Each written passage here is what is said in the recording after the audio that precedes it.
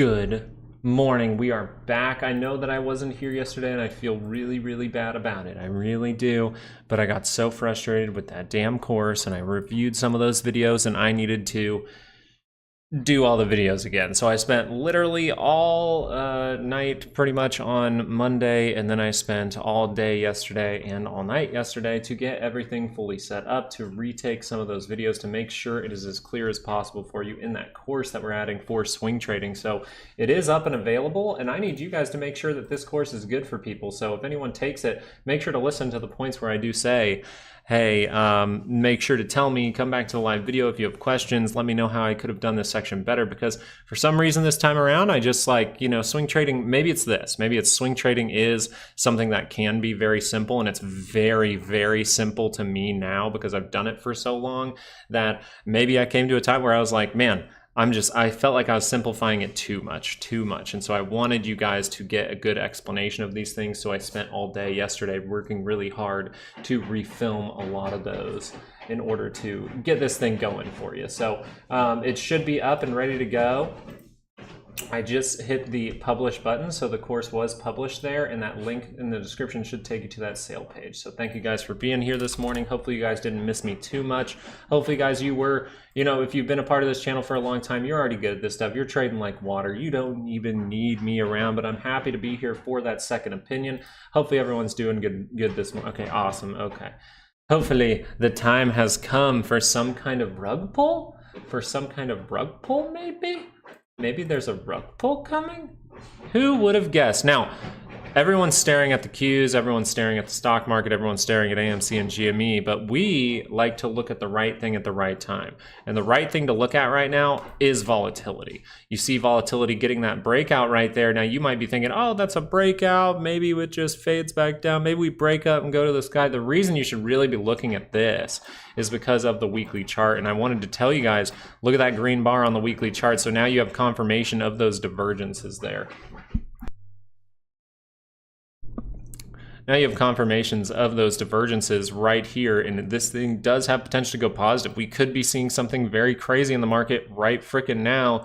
Now I'm still leaning towards maybe some kind of reaction like this, and then we see it scale up. Just buy a little bit more time, go into say August or September or something like that. But for now, we got to take it for what it's worth, and that's telling us there could be some bad stuff around the corner. One thing that I found was fishy though in this overall move. We have volatility going up. We have the SPY coming down, going outside of its daily expected move. We'll give those to you in a second, but we also have the dollar going down. So I thought this was really interesting to see the dollar actually heading to lower levels, starting to make a little bit of a 4-hour divergence at this point. So as of right now, you would say maybe we could take this as some insider buying. Now we have to see if this is going into anything else. So we quickly need to go, okay, if the dollar is dropping, is TLT seeing a massive bounce? No. Is gold or something like that, something safe, could be seeing some kind of bounce?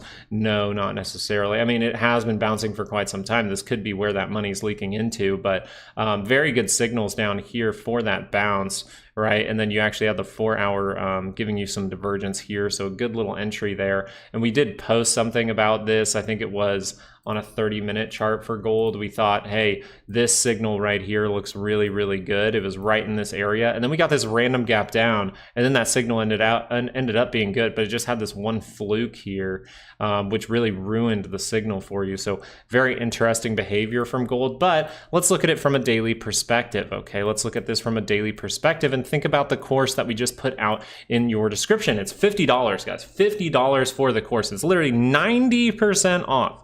90% off right now. You can literally learn how to swing trade. This is psychotic because I think I paid like for my first swing trading course, I think I paid like $800. So that was just my first swing trading course when I was starting out. I think it cost like $800 or something like that. You can get it for $50. When I say we're open to anyone in the market to be able to learn, this is the course for you. You will learn very simply these entries. You'll learn a little bit about the MACD. You'll get those basic understandings, and then maybe once you're good at swing trading, you're ready for the next course. If you've already taken the next course and you just need some clarity on how to swing trade, we give you those entries entries. We give you the things you're looking for. We give you how to manage the trade. We give you how to exit the trade. We give you all of that. So what is going on right here? Well, this is an example in real time of a swing trade. And we notice that this point right here would actually probably be the best entry actually on this bar right here. And once you take that course, you're going to understand why this bar right here is the best entry as far as it goes for the RSI, the MACD, and the price action using those moving averages, because they're a little bit more important for swing trading. So this here is actually where the entry was, and look at that swing trade. This is all it is for gold, is a swing trade at this point, and it's playing out to the upside. Looks very, very nice. I know, I'm sorry, and I'm very sorry that I wasn't here yesterday, but I know that you guys wanted the swing trade. I didn't want you to miss out, and the reason that I overall focused on the course yesterday was because, one, I wasn't happy with the few videos that I made over the weekend, and I reviewed them, and I said, you know what, I need to do at least a little bit better job here, and then I'm going to leave it up to you guys as well. Like, I'm not saying that this is over or anything like that as far as the course goes. I want you, if you are going to take the course, I want you to go in there, take that course, and then think to yourself, hey, could Luke have done something a little bit better here? Is there something that's just not as clear as it could be? Because I am more than happy to go in and kind of double down on a section, make sure it is as clear as possible, make sure that it is good, because when swing trading, something is so simple, sometimes it's actually really hard to explain something so simple when you're trying to give info of what people need to know, because you're going to run into certain scenarios. So instead of just taking it the simple route and just showing you, hey, these are perfect setups over and over and over again, like a lot of other YouTubers, I wanted you to see setups that possibly had 4-hour times where there could be confusion and how you would react to that confusion. That's overall what I did there. But this is a swing trade in real time, and it looks very, very nice. Now, if you're asking about Apple real quick, and we're going to give you those daily expected moves in a moment. What's happening with Apple? It needed to pull back. This thing has been going up and up for quite some time. You have a clear 2-hour divergence here that tried to base out and curl up, but did it ever curl up on this MACD? No, it didn't. Now you have the divergence. So the most likely scenario here is, hey, 2-hour pullback for now. We'll see if that gives you some kind of swing to the upside. But if this is going to be a little bit more dramatic, that volatility turning up, you could see a daily pullback here from Apple. Wanted to be clear with that. Good morning. This is, are you shorting the dead cat bounce? I still have my volatility play. So I still have my volatility play. So that thing is looking good. Oh, that thing's looking good.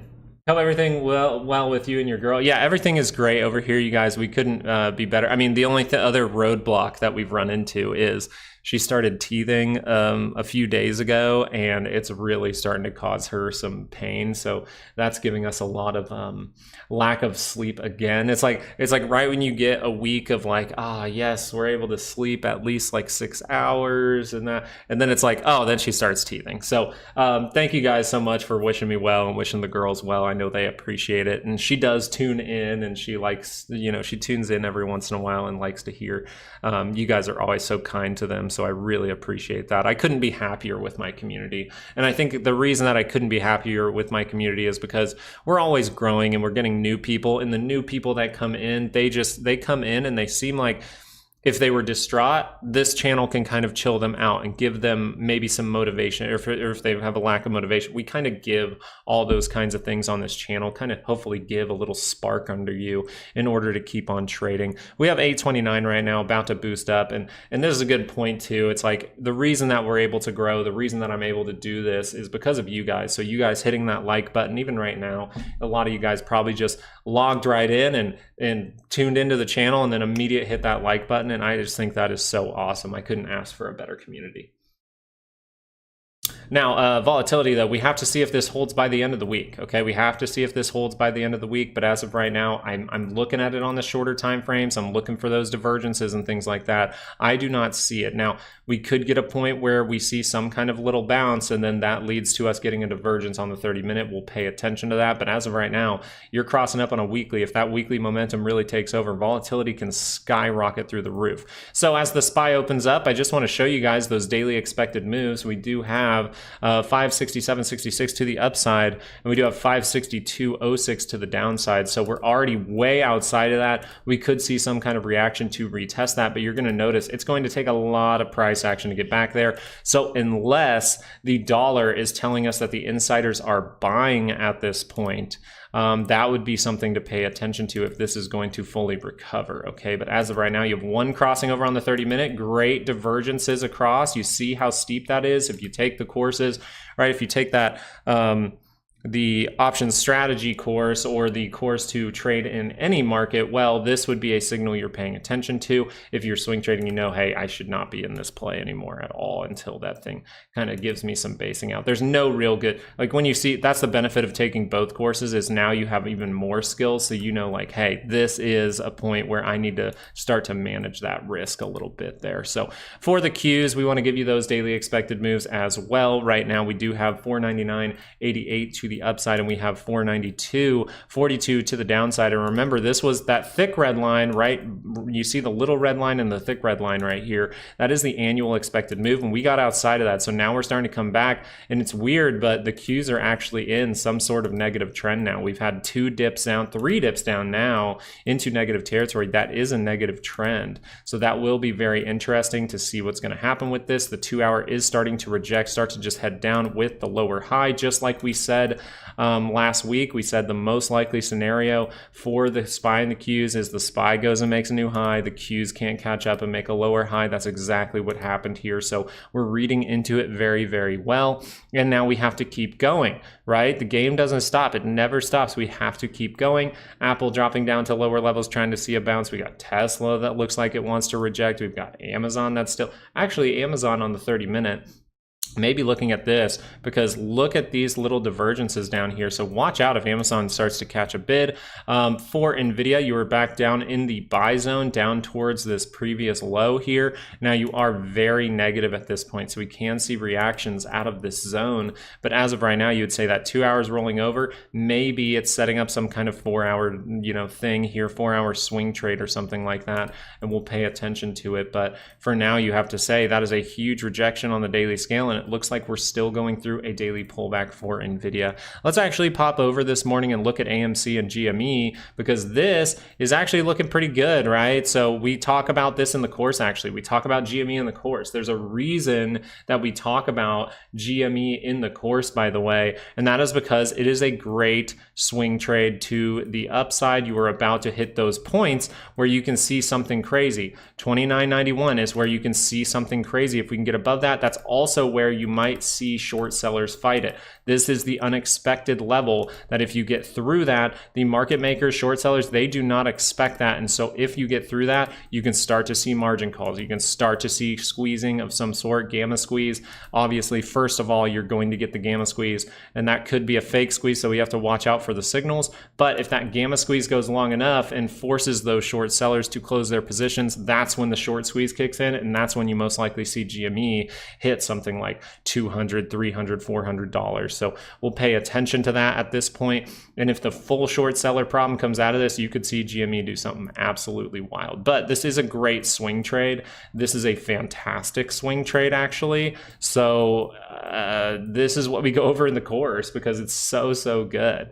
AMC, a little bit different, but still proving to be an okay swing trade at this point, right? Seeing this pop up, we're going back to that level. We need to take back the 200, need to get a little closer to getting above $6. That would be a big freaking deal. And in the course, by the way, we also talk a little bit about how to swing trade Bitcoin, and we use that to talk about investing. So we do talk about Bitcoin, and Bitcoin actually giving you a swing trade right here, able to see some upward price action, now trying to go positive. So we'll see if that's able to roll back down or something like that. But this is what you would overall be paying attention to, and it's in the course. So you're looking at the 4-hour, it says it needs a pullback. Most likely this will continue the positive trend, just so you're aware, because you're so positive on the 4-hour. So you could see some kind of rebound down to test this level again and then start to curl back up, and then we would see some kind of 4-hour divergence. That would be a solid reversal signal here for Bitcoin, but it looks like it may need to back off a little bit. Probably at the top we're seeing 2-hour divergence. You have the 2-hour divergence, very significant here. So most likely you do at least get a 2-hour pullback, if not a 4-hour pullback, because that divergence was able to curl over the 4-hour. I'll be reversing position direction. Yeah, and that's something very key to understand, and I think that's a very good thing to say. Short Fridays is I don't trust the first bit of the day. That is the retail hour, and you're way outside of these expected moves. Remember, the rules still stay the same. Even though you can see something dramatic, you want to read into the signals across the board. Volatility starting to drop off dramatically. You have the dollar that is at extremely low levels, meaning people might actually, the big boys might actually be investing overnight, buying overnight. You notice this is the overnight price action. We talk about that a lot. So usually when we see this is some sort of insider buying if the SPY is lower at the same time. It is lower at the same time, so this could buy completely up by the end of the day and really see a rigged move, and we'll have to pay attention to that, because maybe you see one more rigged move, like they're trying to make some money, steal some money away from retail traders, and then the next day we see AMC and GME pop off. And I just want you to notice real quick how, look at the side screen, how everything right here is red. Everything is red except for AMC and GME. So that is a big freaking deal there, and that is what you're going to see when the problem comes to light, most likely.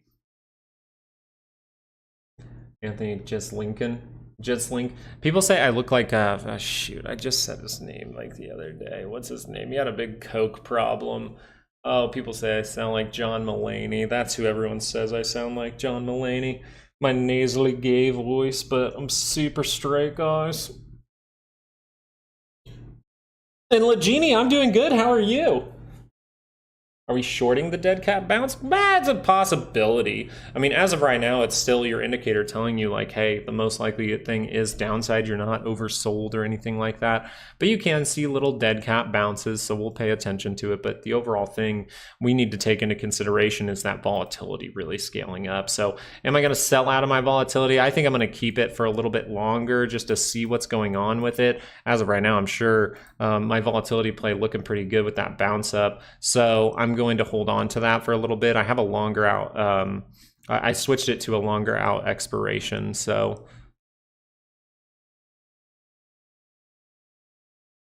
okay, let's just maybe look at, actually the Qs are just crazy. So you would say the most likely scenario here is actually testing a weekly move and then getting a bounce. So when you do this towards the end of the week, say on like an hourly chart or something like that, when you do this kind of move on like Wednesday, a lot of the time what you can see is on Wednesday, oh, maybe we hit this towards the end of the day, then we get some kind of trickling up bouncing, and then we start to drop down next week, stay within these ranges, but also, you know, pull down next week again. So very cool there. But if this continues, then volatility is going to be higher. The reason this is great, and why actually the course is in the description right now, the other one's $100. It is 90% off as well, and volatility here is scaling up, so that course will be very helpful if this volatility keeps scaling up. Selling the bounce and shorting. Good morning, ACHR. Let's go look at that one. I know we were looking at this the other day. Archer Aviation seeing some great upside. A lot of divergences on the hourly. Let's look at a 2-hour just to see. No real divergences on the 2-hour though, except for maybe not even on the RSI actually. So this could just be seeing more upside. We'll pay attention to it. Let's look at how long has this been around. Is it enough for a monthly scale? I don't think it is. Okay, so we need to maybe go weekly and see how that has just turned up, and you're trying to close above the 50. So you can see some kind of good price action. This would have been the best trade setup, right? Very close to positive territory. You're close to positive territory again, though. You can roll over from this area and see downward pressure. So are we going to see that? Well, a lot of the time you'll need some kind of daily divergence or something like that to tell you you're about to roll over again, and we don't necessarily have that. So do you notice up here how we almost have this like double top, very steep divergence right here, steep along the highs over here? Well, that led to that pulling back again. We do not have that right here. So if we do see a daily turn down, that could just be a brief pullback that then goes up again, and we'll pay attention to it. Earnings are coming up, guys. Earnings are all around right now. So It's going to be a big week, big couple of weeks, honestly.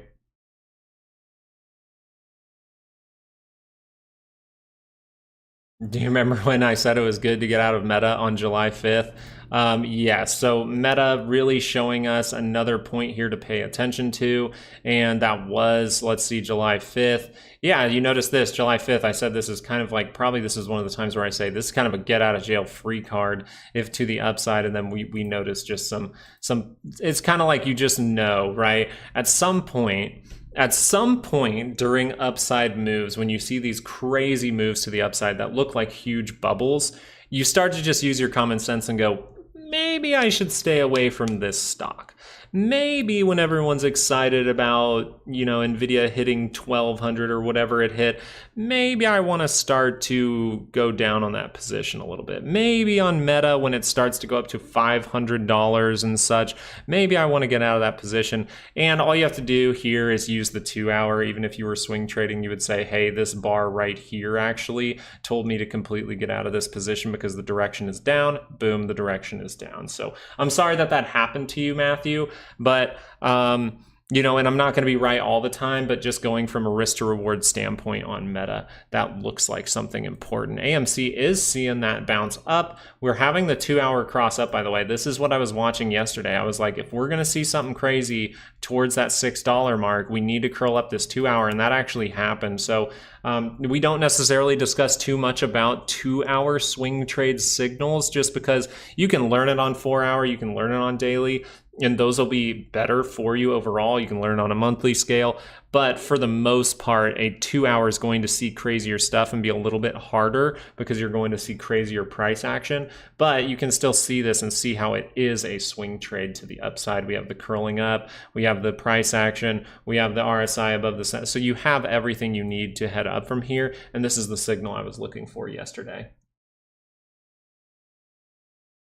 Let's see here, Tesla. We can go look at Tesla real quick. We talk about Tesla for a brief moment in the course as well, just showing you guys how this is beating down to the center line and we could see this thing cross back up. So if you're waiting for the full indication there, that would be important. You have a 30-minute that's just sitting at the center line. So what does the 30-minute tell me as far as like today goes? It's a pretty much a 50-50 flip, a little bit of an edge to the bulls actually here. Then there could be a short seller problem still in Tesla. So right now you would just say, hey, that can continue up. That's the most likely thing right now. But if that crosses down and you start to break through some levels here, it might start to get a little bit ugly and you might need to make a new low here. And that would be very interesting because you do have an hourly that doesn't look like it's doing much. You don't really have divergences or anything like that. Maybe you're trying to create a handle here, but for the most part, you would just say the 30 minutes saying, this is all, it's pretty much like a 55% for the upside and 45%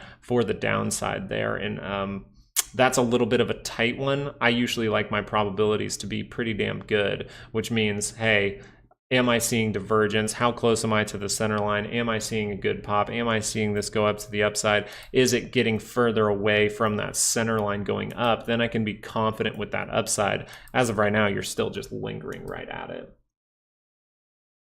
ACMR, Paulina?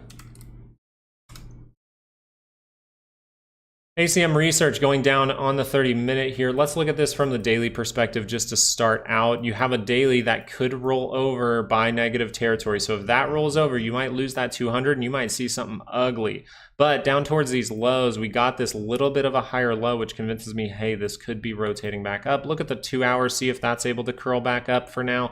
As of right now, you have some sort of flagging, sort of expanding wedge, it looks like. So what do we want to pay attention to? Really, everything is saying down.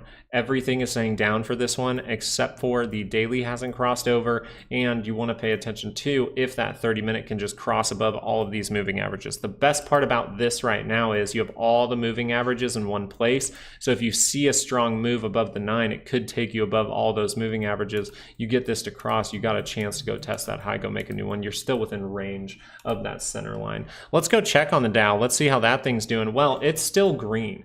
Very interesting that that is still green. So we have to pay attention to that as well. We have the dollar that's extremely low while the market is low. And then at the same time, we have the Dow that's holding up at higher levels. So we could be seeing some kind of rigged move. We'll pay attention to it. But for the most part, you would say, hey, this is heading down pretty quickly. So I want to make sure to manage my risk as best as possible because you can't see crazy things outside of these moves. And overall, you are in a big 2-hour pullback as of right now. NOOX. Yeah, I think you mentioned this, the $10 call right now. You don't necessarily, well, you do have some divergences up here. You probably have 30-minute one right here. So if this crosses down, that's not a good sign.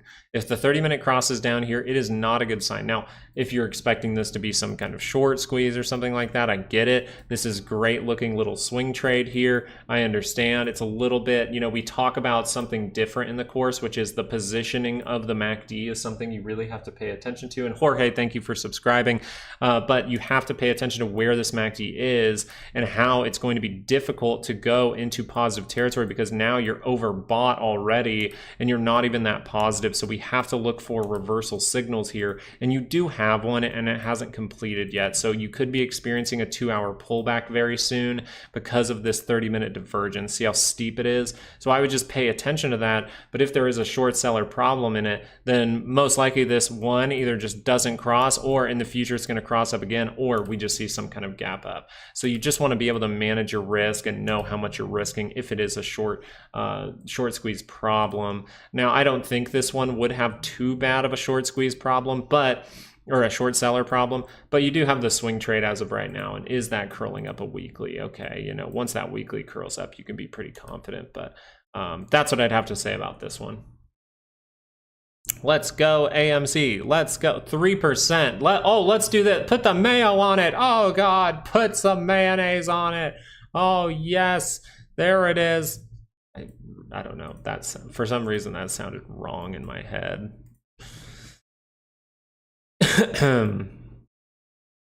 So the great part about AMC seeing this stretch up, GameStop actually hitting that $29 mark. So actually we need to be watching GameStop right now. We actually probably need to watch this on a 30-minute chart very closely, because remember, when the problem came to light, we never saw the 30-minute cross back down. And then if it will cross down and say gap up, you're going to see it cross up and just not cross back down. So this is the level where you're going to see a fight between the bulls and the bears. So I can sell my calls, yeah. But yeah, that's overall how it is. So how'd you guys do yesterday without me? Did you wish I was here? Did you? Oh, Benedict Cumberbatch cousin? Dude, I get Benedict Cumberbatch, by the way, Charles. I get that all the time. I get that all the time. People want me to, every Halloween, people are like, you should be freaking whatever character he is, or I can't remember what character he plays right now, but he's the time guy or whatever.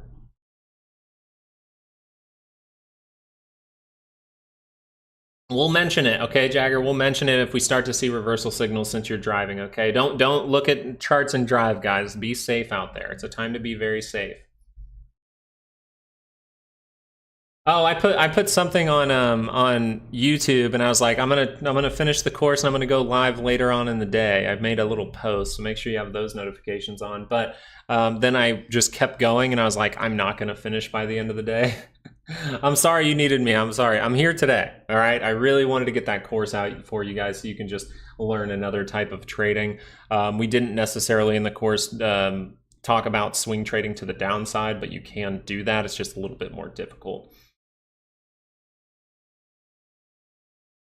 Will Tesla be at 350? It depends on if there's still a short seller problem there, I think, but very dependent on the earnings coming up after hours on Tuesday, it looks like. Next week.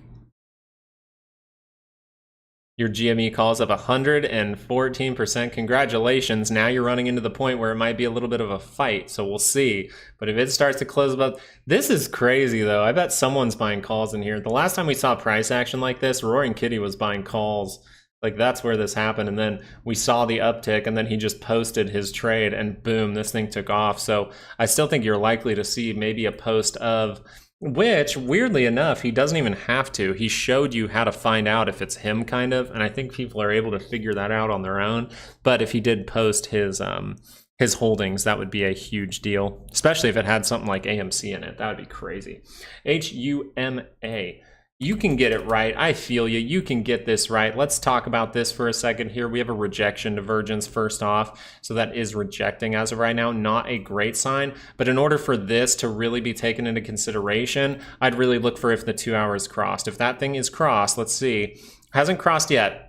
So you still have potential for that 30-minute to cross up because you're positive. Even with the rejection, you're still in positive territory for quite some time and moving sideways. So you really want to just say, hey, if this 2 hour comes down, well, then I don't necessarily want to be in the play anymore because this is most likely going to pull back. That's what I would say as guarding that goes.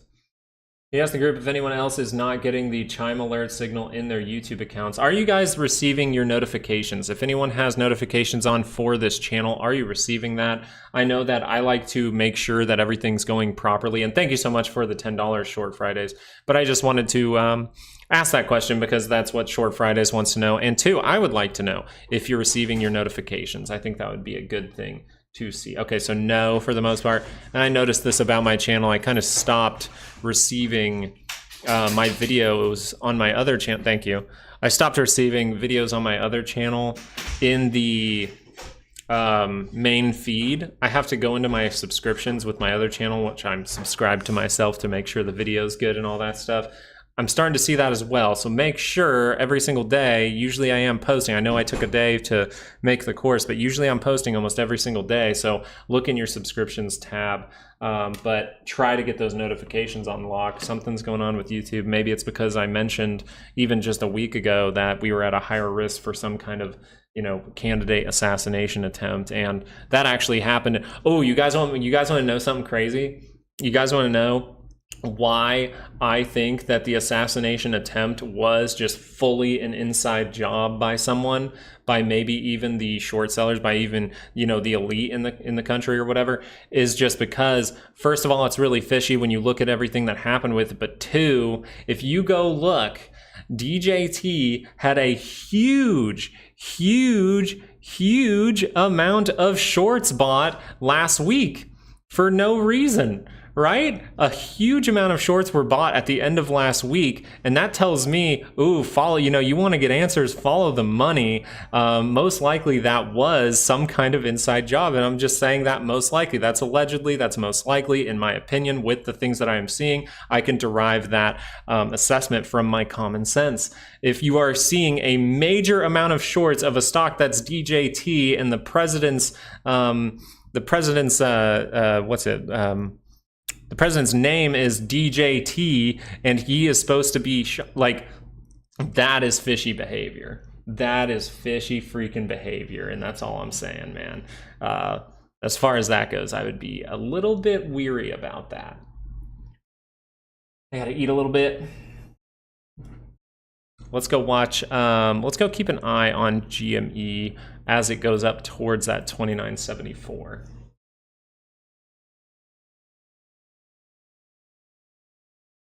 That's so crazy. I'll try to fix it, see if that's something on my end, but I've never experienced that Short Fridays. I really haven't. Yeah, slot machine. Let's go look at AMD real quick. Okay. AMD seen a major drop down here. I need to pull up my other charts.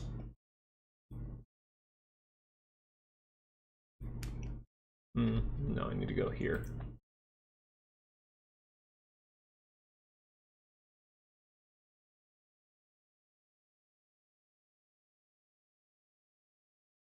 Oh, I was like, why are my ranges not up?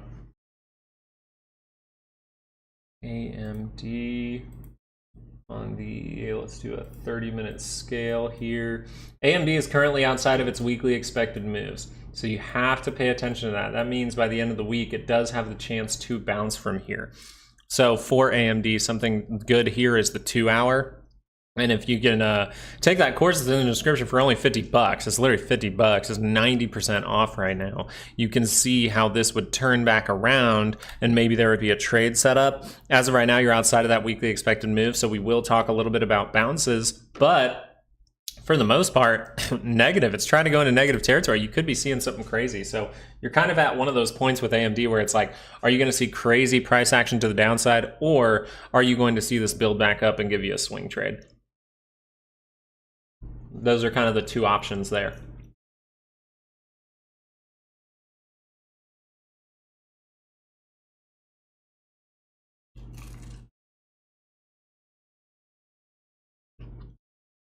If it was a hedge, the hedge shouldn't hurt you too much, right? Can't the FBI investigate those people that were shorting it? Unless the FBI is part of it, they're not going to want to investigate it. Unless the people who are shorting it own the FBI, then they're not going to investigate it, right? But we are the people. We need to start putting things together ourselves. Just like we can't trust the media about these financial things, we need to say, hey, maybe I need to do my own research when it comes to who I'm going to vote for in politics and how things are happening, right? AMC price is right above it. Okay, so right above you. Okay, you do have $6 flat. $6 flat is going to be the price. So you got about 33 cents until you're able to test that level. GME is doing it right now, and you see how we start to wick out from there. So we'll see what happens today.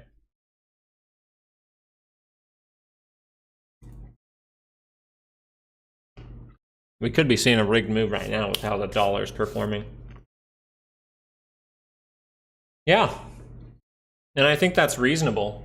If you're talking about someone who's for freedom of speech and he owns a platform that's kind of like saying they want freedom of speech, like say Twitter or X, whatever you want to call it, then you would say, well, we probably don't want to vote for the guy who said you can't question vaccines, you can't question this, you can't question that. That's probably not the guy that you want to be supporting if you own a business like that, right?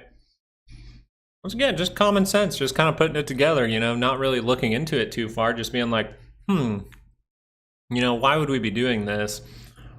Is what would be best for Twitter in that case is maybe what he's thinking as well. Or maybe he just had a reaction personally to how things transpired over the weekend. 185 and a short put at 175.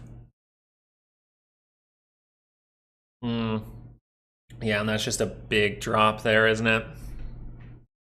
Hopefully that hedge, at least hopefully you canceled those out at least, you know what I mean? Volatility. Whew. All right, we're trying. Qs are not trying. Tesla is starting to bounce up. So we're seeing a few blips of green with Tesla. 6% though for AMD and Nvidia, really seeing some big drops while GME and AMC pop. So we'll see if this is a rigged move, see if this is an area where we see some weakness for GME. Let's leave this on the chart for a second. What's the SPY looking like? It looks like it's making a move outside of its daily expected move, just so you're aware. You're getting that to curl down on a 2-hour, telling you again, hey, yeah, a lot of rigged moves in here. You see how choppy the MACD is, but everything's giving you divergences, and that is starting to prove itself to the downside. So most likely right now, as far as it goes, if you're not trying to be too biased, if you're not trying to say everything's going to crash, even though you're seeing that weekly volatility signal, this can take some time. So you could be experiencing, even right now, just a 2-hour pullback that looks a little bit dramatic. But we'll find out. We will know once we get more price action. We just have to be ready to react. So ready to react means wait for that thing to really base out, get down to these areas, and then curl back up. That would be overall what we're paying attention to here. This is where the fight happens though, guys. This is really where it happens. I'm gonna go to a 30-minute just to make sure we're seeing a little bit tighter price action. Miss you, my guy. Miss you too, Jeremiah. Made my week already. Don't trust the market. Took a $30 loss on 5K just to reduce my exposure. Almost zero. Almost time to go fishing with a longtime friend. Hey, congratulations, and I'm happy for you. I'm happy that you're, it seems like you're managing risk, and then you're going to be like, hey, screw the market. I'm going to go, fishing and enjoy life. That's the important part, guys. Sitting in front of a computer, making money. The main thing you want to be doing is enjoying whatever you can, be grateful for whatever you have type of deal.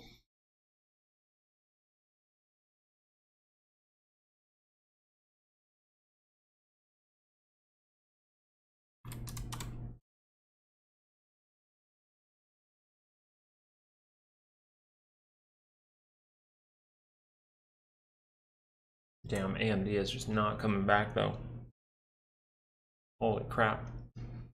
AMD is just moving.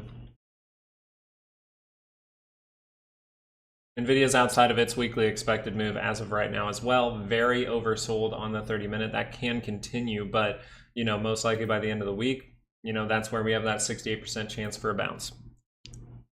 Just so you're aware, Nvidia is outside of its month or its weekly expected move to the downside right now. There's my computer glitching. This thing won't load on my other screen. There we go. Meta is outside of its weekly expected move as well. Remember, that's where we can see crazy stuff. It is oversold at this point. We could be seeing some bounces by the end of the day. Microsoft hit its weekly expected move and is trying to bounce up as well. Google not going towards its weekly expected move, but seeing some pretty dramatic downside there. Netflix looks like it's trying to base out with some tapering. And then you got AMC and GME just testing those high levels. So we'll see what happens from here on out.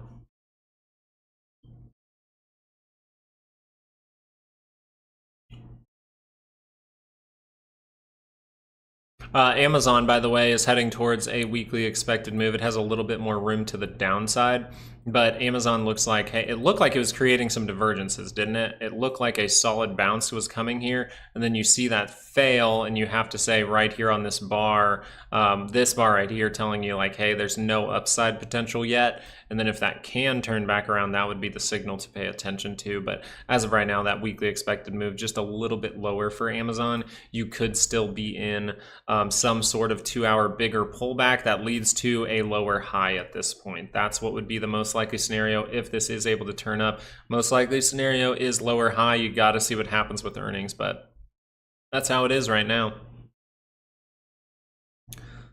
Kind of seeing AMC and GME fall off a tiny bit. Q's heading down towards that weekly expected move right now. So this is where support can start to come in. We'll see.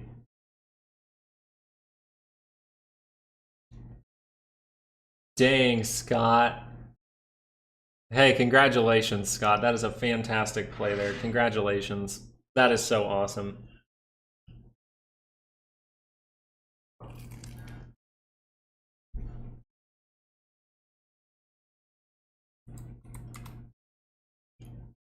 FSR what? Fisker? Well, this is technically in the OTC, so not necessarily something that I would pay too much attention to. And it could have a short seller problem, but the signal's here not looking the best from this one, just right away. Wish I could say more about it, but for the most part, it's just like those don't look like the best signals. I think we'll probably see a 30-minute bounce somewhere around this area for the Qs. Okay, Short Friday, let's go. On the Googs, heading down to lower levels, heading down towards, I think it's already at or past the weekly expected move here. Where are you, Goog? There it is. Actually, you got a little bit lower to go. You can go like 3 points lower on this bad boy. But now the Qs are hitting an area where you could bounce. The Google is starting to hit an area where you could make some sort of right shoulder actually for Google. If you go zoom out to a 2-hour, we can see a bounce from this level, right? We can kind of make a base down here and go, ooh, okay, left, head, maybe a right shoulder is able to form. We'll see, but that's something I'd be paying attention to for some kind of 2-hour pop and then 2-hour drop.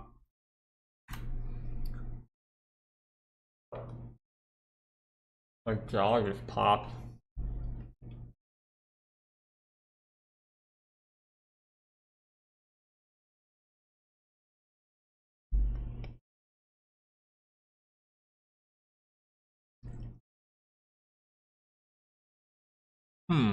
Wow. SMCI dropping off a cliff.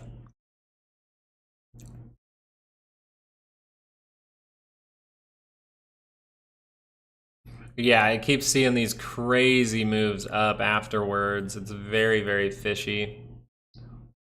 It is so frustrating. If a stock frustrates you too, take a step back and just like, you know, look at something else maybe, because this is a good short look but you'll see a lot of rigged moves, especially in these short. That's why I like position trading, so I can have a month out position. I can just say, hey, this 2 hour hasn't crossed up yet, so still in a pullback as of now. And if something crazy happens, maybe we see a daily pullback or something like that, then I'll make money on the overall move. So yeah, I could see how this one is very frustrating at this point. Very frustrating. My God, that thing sucks. If you're trying to short it, that thing is not looking fun.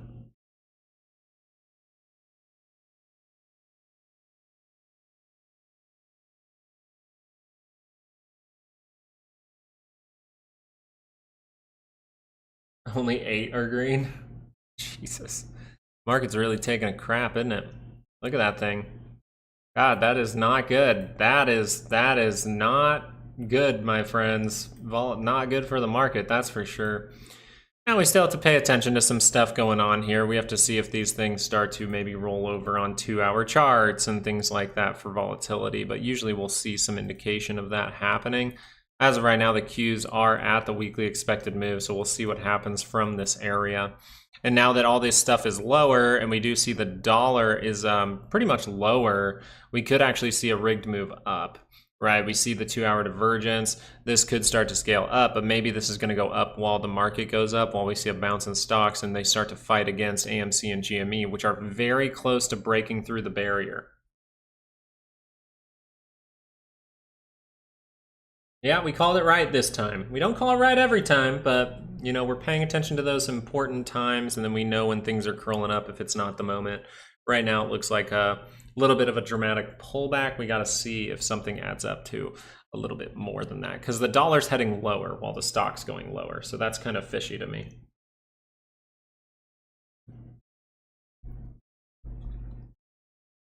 It means more so to me, like maybe I need to pay attention in case there's a swing trade to be had. Doesn't look like any swing trade is forming yet. Tesla, Amazon, see if that thing can bounce at any time. Oh God, no, these things are just going. Do we get data or anything today? We got retail sales today, didn't we, or something like that? No, we got retail sales yesterday. Building permits today.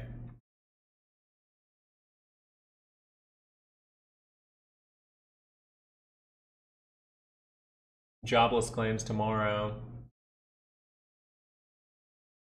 GDP will be kind of insane. Wow, so GDP is supposed to come in at 1.5 again. That's kind of crazy too. Durable goods orders is supposed to go from the previous of 0.1 to 2.1. That's kind of crazy.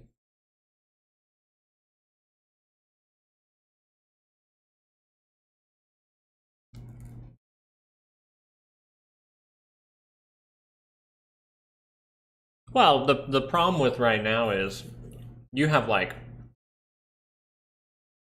10 different catalysts that could really cause any of this, and it could just be happening in the background. This could just be market makers manipulating the stock, and then you see the dollar dropping off too. See how the dollar dropped off overnight?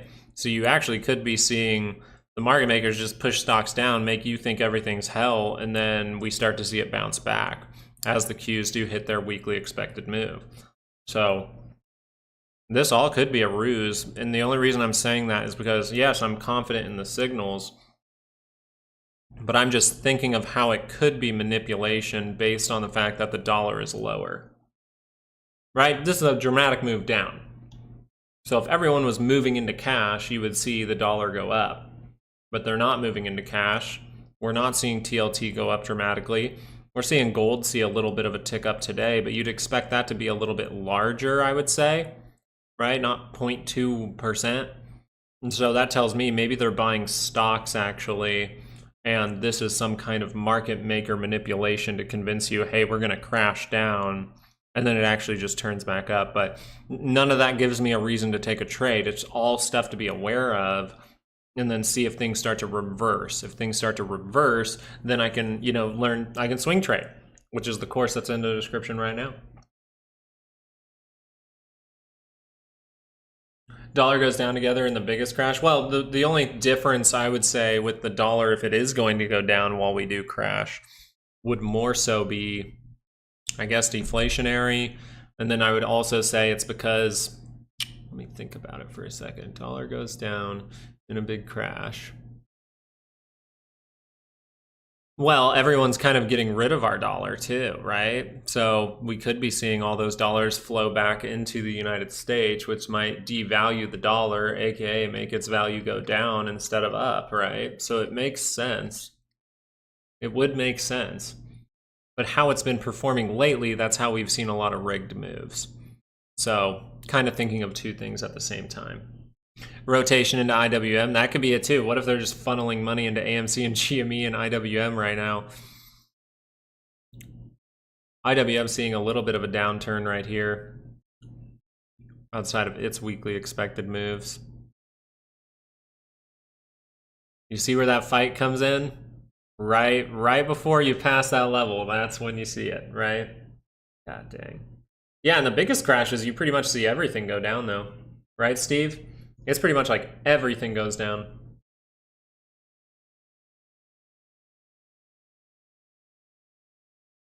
In the biggest crashes, you can see, sometimes you can see gold and the dollar go down at the same time.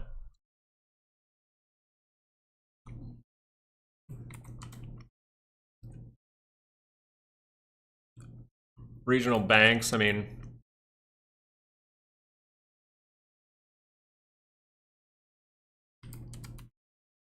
regional banks is going to be sketch, but financials seeing this huge upturn, right? Seeing the daily swing trade, great swing trade, but these things are starting to peak out here.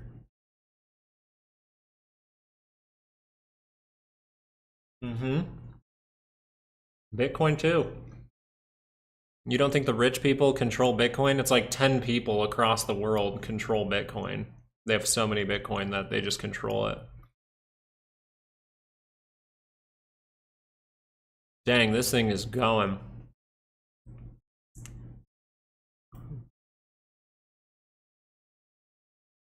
Wow, that's bad. You're in a daily pullback now.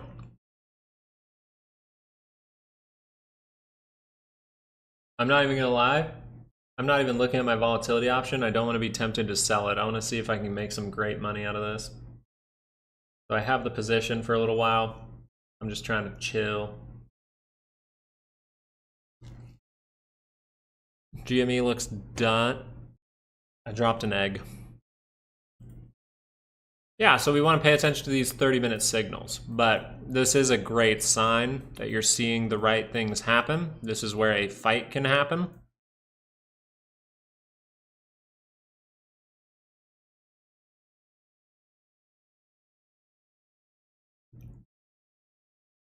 AMC not struggling. It's funny to see GME get that random bar down, but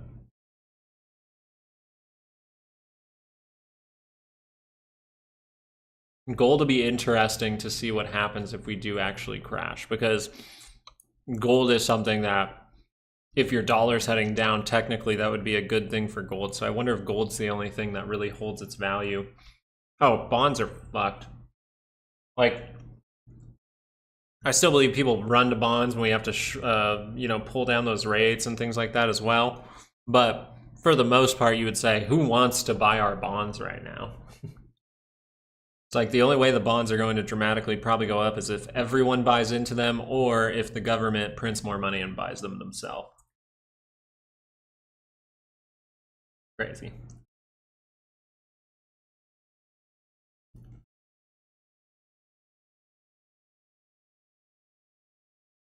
Who in their right mind wants a bond from us? When, like, we can't even pay our interest payment on our debt right now. Dow's still holding at higher levels. This is what I'm saying. You're seeing the Dow hold at higher levels. So if you're experiencing a crash, I mean, the Dow should be going down. And yeah, high yield growth, you can look at things like that as well. Holding up. You're just seeing a lot of signals that could say, hey, this might be a little bit of a rigged move, where they might be baiting people into taking puts, or they're just trying to make some quick money off of people because they need to pay for AMC and GME to try to fight that some more.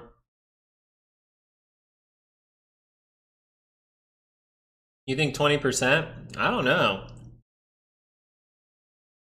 We'll see.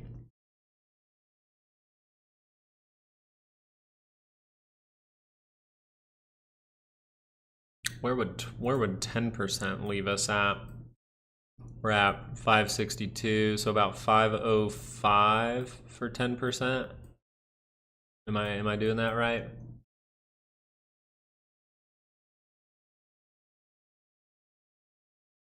Yeah, get you into that zone. That would be a good area down here, but you could just pull down onto this 50 and then curl right back up. We'll see. I think Qs are going to be fun to watch on just like a, not an hourly, maybe a 2 hour for seeing if there's some kind of swing trade, but this is good stuff. I'm just telling you, just a fair warning, this could be a fake out move. Fair warning, you have the dollar that is down while the market is down. Steve is talking about how, we do see these crashes and we can see a crash in the dollar at the same time. Okay, but for now, how it's been acting lately is if the dollar's down and the market's down at the same time, that could mean insiders are buying. Then at the same time, we have things like TLT not dropping off dramatically. We have HYG not dropping off dramatically, right? And then we actually have the housing market itself, the housing sector not dropping off dramatically. So this could be a rigged move in the making. Doesn't mean it's done, right? We see these extend for quite some time. Now you have a very oversold reading on the 30-minute. If you do see some kind of bounce, that could lead to a double bottom later on or something like that. So pay attention, but I think that's fine, Steve. This is the area where if you're being diligent, this is as low as you're supposed to go for the Qs for the entire week. And what do we do right when we get there? Well, we wake up for a second, so we'll see what happens from here on out.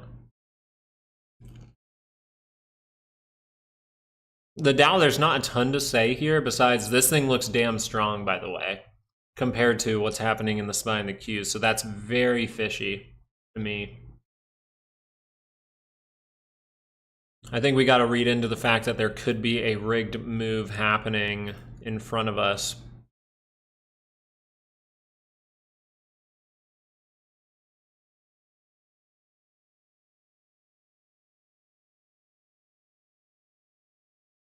Uncontrolled spike in which direction, though, Christopher? Because technically in the past it's been that uncontrolled, spike going down actually can cause those crashes. That's when something breaks in the system. Now you do see weakness in the market if the 10-year spikes up dramatically, not just trickles up over time. The market goes up when you trickle up over time, but when that 10-year spikes, you're right, you do see that pulling down. But technically at the actual major tops, you'll see those yields really spike through the floor, go way down, and you'll see those things really start to crash down because they have to lower rates in order to compensate for bank failures or something like that, so the whole economy doesn't just crap out, your whole GDP just gone. So, and hey, they're over 500, I think it's like $500 billion underwater, the banks across the board, big banks. Damn, that's rough. Yeah, Christopher, I think we're on the same page.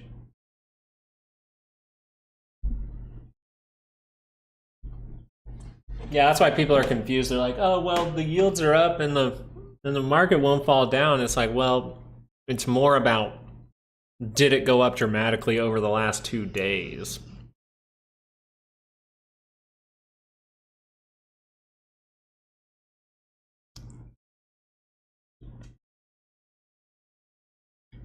Oil prices are rising?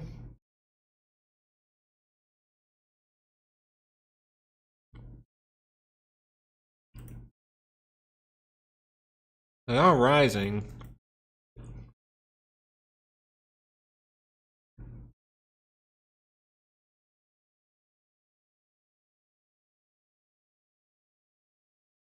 That's what I'm kind of thinking, John. That's kind of what I'm trying to look for here, is just seeing, but you're not necessarily seeing that is the problem. Like, you're just seeing an initial drop.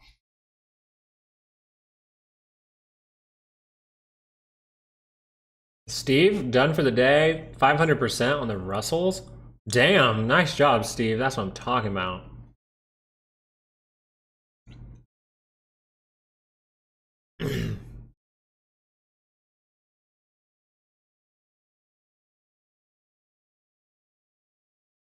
God damn.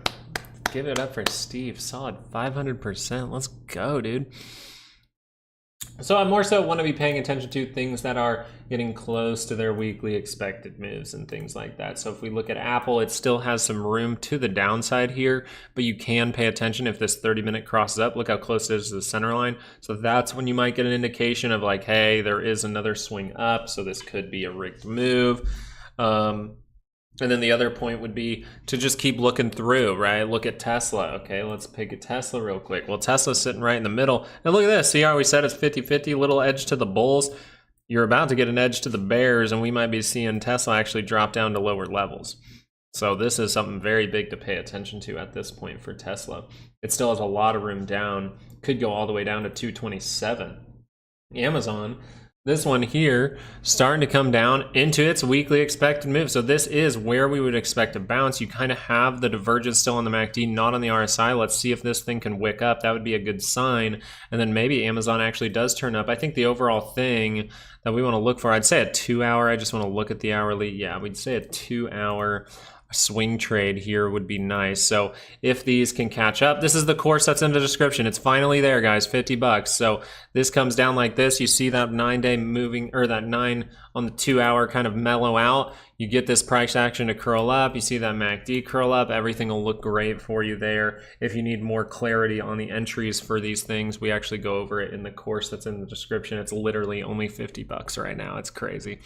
Looking over at Nvidia, we can pay attention to this because it's outside of its weekly expected move as well. But we're in a zone where we buy, right? Where there are buyers lurking. You're outside of that weekly expected move at this point. So we have to pay attention to any time this wants to roll up. Now, do we have any reversal signals for this to roll up? No, you're pointing straight down. You're only overbought at this point. So you could just be experiencing even more downside, seeing a 4 hour. If that thing crosses down into negative territory, that is not a good sign. The daily scale has rejected. So maybe, just maybe, you need some kind of quick little test of this 50 and then you're able to get some kind of bounce, right? Weirdly enough, for Nvidia, you're looking for the daily swing trade here, which is very, very cool. So we'll pay attention to this going forward, but right now it is looking very ugly for Nvidia because this could just be some kind of A, B, C pattern. We were looking for the lower high here, so we did pretty well with it, but you are outside of the weekly expected move, so we have to just say, let's pay attention to reversals. And that doesn't mean like, hey, get rid of my short even. Sometimes for me, that means if I see the reversal, then I will get rid of my short, because that is an exact opposite signal of what I want my shorts to see. So then I just get out of that position once I see reversal signals to the upside.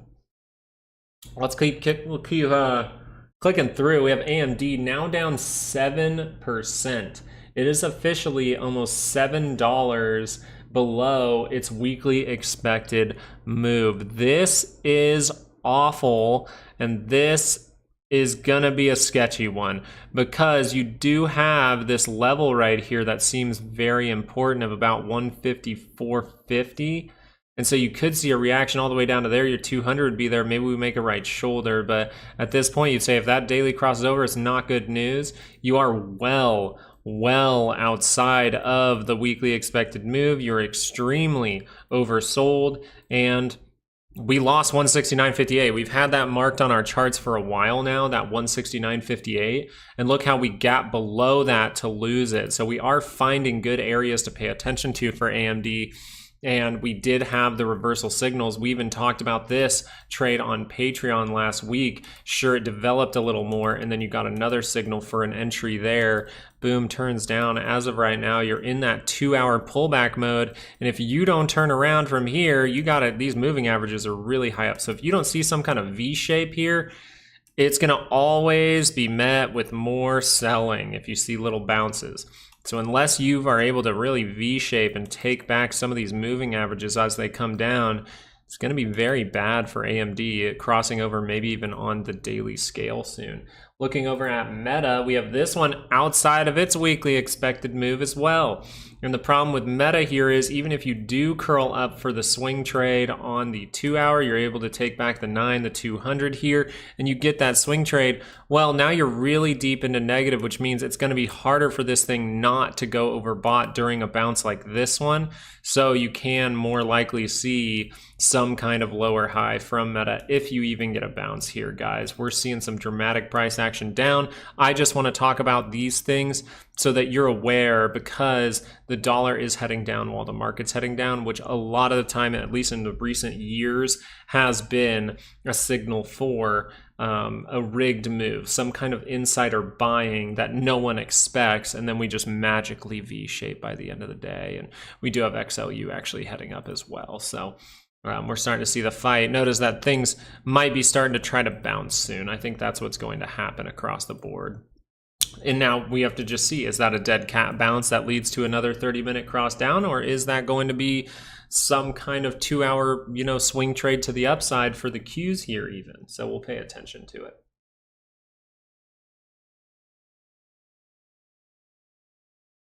GME will hit 30. Hey, I hope it does. That would take you above the expected move there. So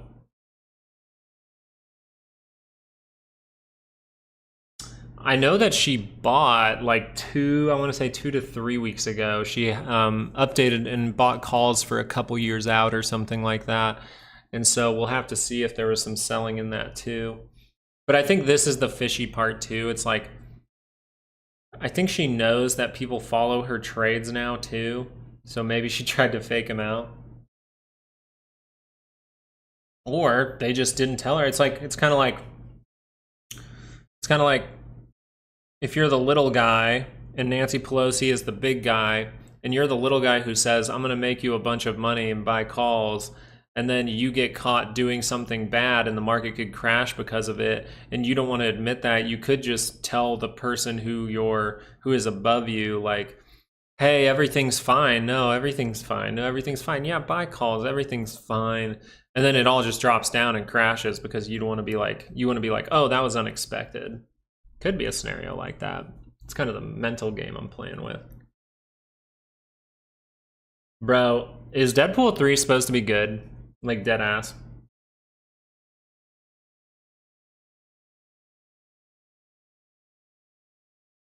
Exactly, yeah, and you saw all the financial people undercover in 2008. I think The Big Short did a good way of displaying that. In 2008, they wouldn't admit there's a problem. They knew there was a problem because of their ignorance, because of their stupidity, because of their greed.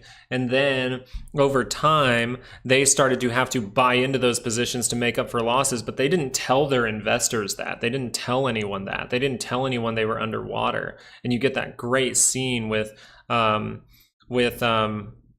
Steve Carell and the black woman who's in charge of, I think it's at JP Morgan or something like that. I don't remember which one it is. But she's just like not willing to admit it to him, trying to get him to sell her the swaps and things like that. And then all of a sudden, boom, he just goes, tell me what's going on. And she finally tells him out underwater. Morgan Stanley, that's what it is, yeah. So don't think that people will not lie to try to say like, oh, I had no idea. They will, and most likely you'll see that, just like the Trump attempt, right? I think that is people saying like, oh, we had no idea that the shooter was scaling the roof, and there's like 10 people like, hey, there's a guy scaling the roof. There's a guy, you guys, there's a guy scaling the roof right now. Hey, you guys.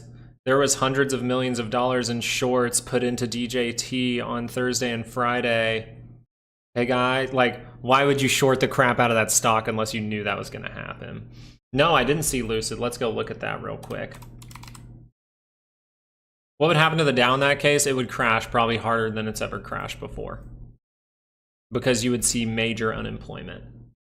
If the real problem comes to light, you see all those bank failures, that doesn't just mean the banks fail. It means no more new businesses. It means all those people lose jobs, which then the new businesses that just got loans those loans would have to probably be bought out by someone else if they can even be bought out. And then at the same time, those people who just made those loans for their new business most likely won't have customers because you'll have such bad unemployment because of the banks.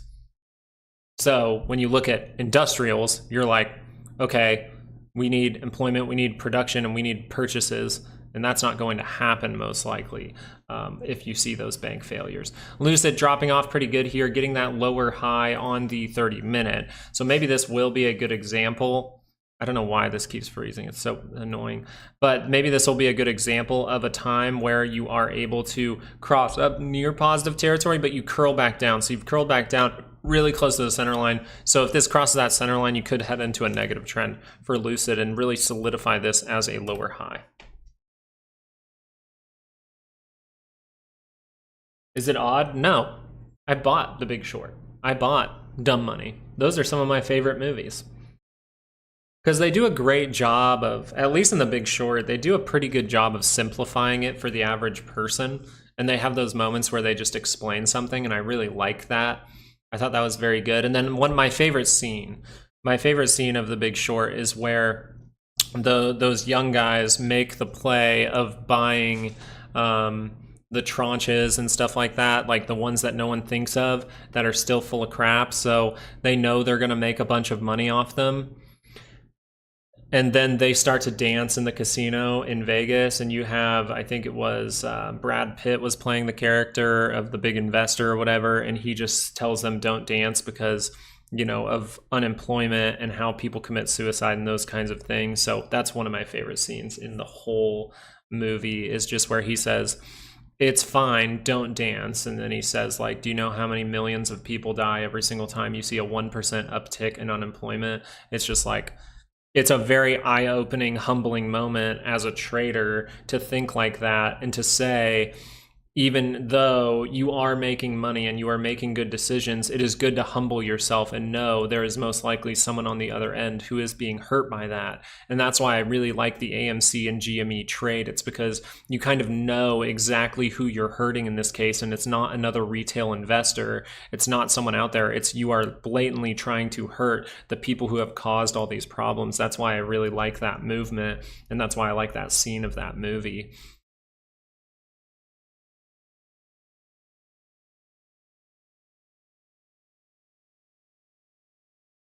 Down 200 on AMC. Well, just remember, if these things start to curl over on 30 minutes, that's when you really got to be a little bit worried for a pullback. Volatility, we're starting to see little tiny 15-minute divergences here. You see these little 15-minute divergences. This could lead you to believe the SPY could or the Qs could see a bounce from this level. Notice we're really struggling now. So we'll see if that's able to turn back up. Right now, your first indicator, really, you're looking for at least a 15-minute pop. You're not really getting that just yet.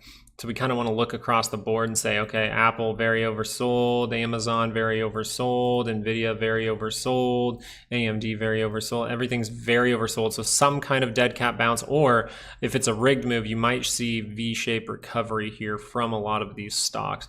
This one here was one I think I was paying attention to, looking for these 30-minute divergences to add up. You might even get a little 2-hour one for Netflix. So don't think that the game's over. Netflix still can bounce. Things can still bounce from here. Yes, I think it was. If it 38 holds, we are good to take highs. MBIO. Is that a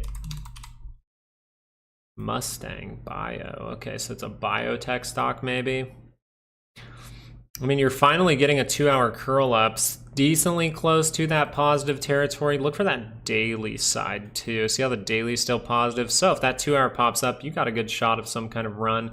And the net could pop up on the 2-hour just because you do have a 30-minute trying to get some kind of rejection divergence right now. So you have seen that tapering happen, right? Downwards, sideways, now flat. Good indication there that you're going to see some kind of bounce. It's been beat up a lot, so you've got to really manage the risk here. That's what I would say about this stock. If I'm taking any kind of play with this stock, I'm managing the crap out of that risk.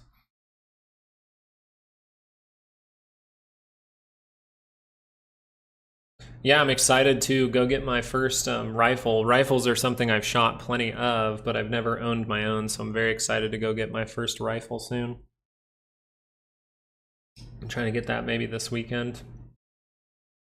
I want to get a pretty friendly first rifle, not something too expensive, something that can, you know, be budget friendly, but also be able to handle all the widgets.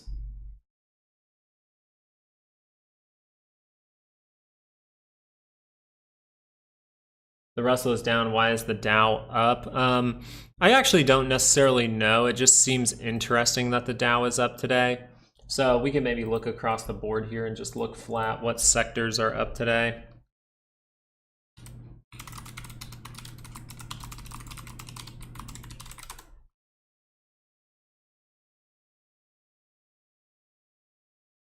Because I know financials are up too.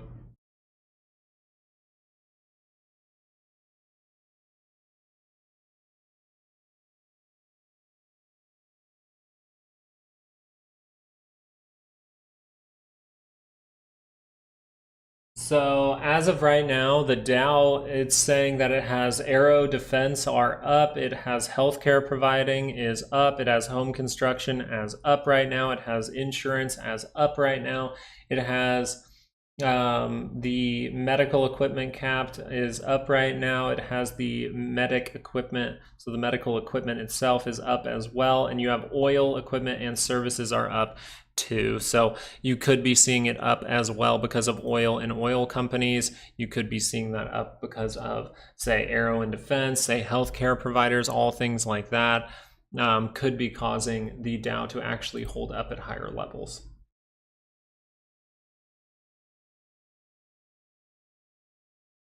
Looks like a bear trap. It kind of does, just based on how the dollar is acting here. It does have the smellings of a bear trap. It does, and I hate to say that because this is finally where we're gonna get, you know, some downward price action here. We've gotten some on the 2 hour. I want you to notice we have gotten the 2 hour to pull back. This would be considered a pullback at this point. So we really have to pay attention to if these 30 minutes start to close above here, you can get that to turn back around, or maybe we need to make a little stronger base, right? We see something like this, and then it goes down like this, but how the dollar is performing right now, I would not be surprised to see some kind of V-shape over the next, I would say, 24 hours of trading until tomorrow morning. We'll see.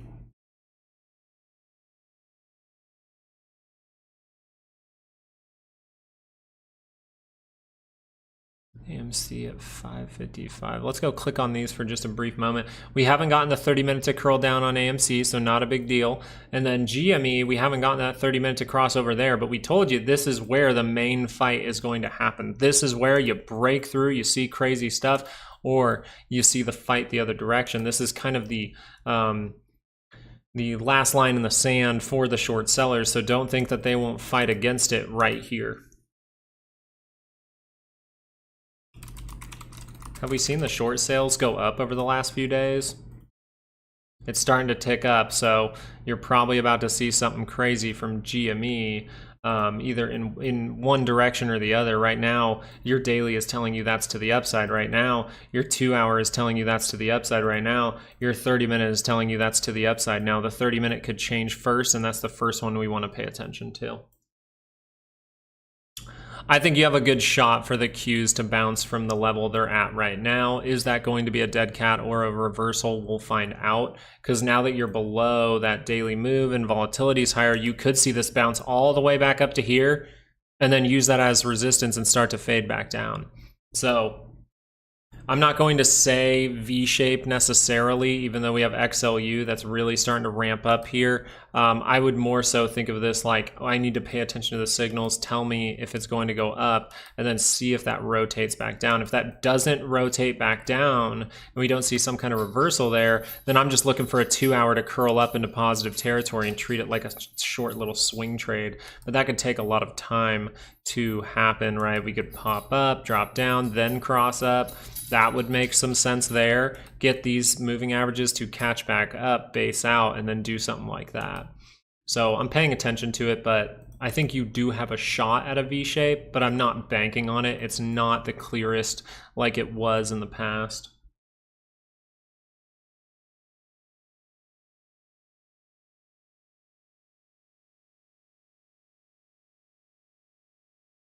The Qs, yeah. Oh yeah, sorry, we're looking at the Qs now, Lisa. I just saw your question.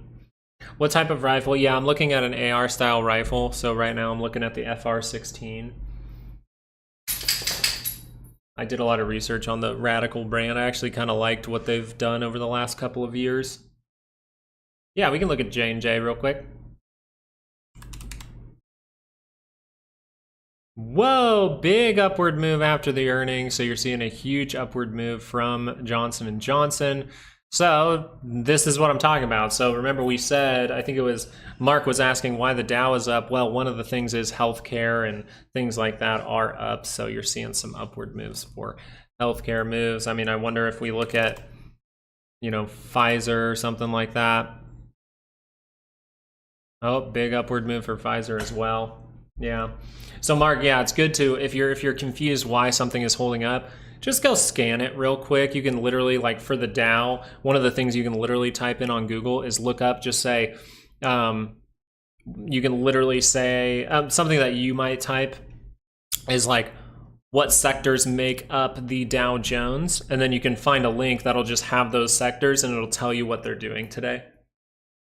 And then what you can do is take those sectors, you can look them up on your trading view and just mark them in a tab and say, like, you make just a watch list over here and you just call it like, oh, this is going to be my Dow Jones sectors or the sectors in general. IWM you think is a solid buy? Let's see if that's, well, I don't know. This is where the fight can happen. You see all the divergences. You see IWM really peaking here. So actually IWM could experience some weakness here. It's outside of its weekly expected moves. We see that turning down on a 30-minute. Now, the only thing that would probably cause the IWM to go crazy is if you do see GME and AMC actually continue to push through these type of levels. So today, actually, I need to look at my GME play at this area, and if that does cross down, I need to manage that risk for a moment and maybe roll that position to another date.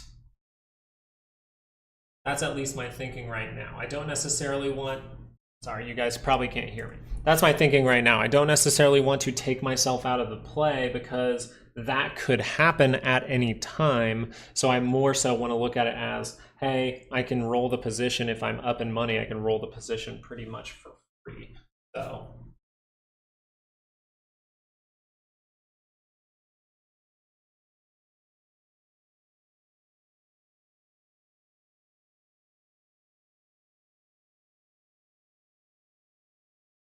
okay. AMD does make some bold moves. Google's curling up. Are we going to see the rigged move? Ah! Sometimes I type bad. Elf Beauty. Whoa, okay, that's bad. Wow, that is horrible. And before earnings. Now you're in an area where you can find support. That's first thing. 2 hour really, really low here. But weirdly enough, this still would be swing tradable. You just have to realize where the MACD is. That's something different in swing trading. The swing trading course that is down in the description for just 50 bucks, guys. Get it today. Literally get it today. It's 50 freaking dollars. We're going to do that for the rest of the month. We might extend that, but for now it's just for the end of the month. This is still swing tradable. You just have to, something we mentioned in the course, point out where that MACD is. You have to acknowledge where that MACD is. Just like over here, it's negative, it can cross down. It's negative, now it goes positive, but it crosses down. The more so better swing trades are the ones, which might not be on the 2 hour, but the ones that remain positive, like over here, and then you see that thing pop up, that's a good sign. When you start to get deeper, you can make lower highs and things like that. So you have to take that into consideration. Dollar crossing up. Now you might see a time where stocks start to bounce while the dollar goes up. Volatility, great breakout. Great retest, great breakout. Do we just get a small retest or do we retest that level again down towards 13?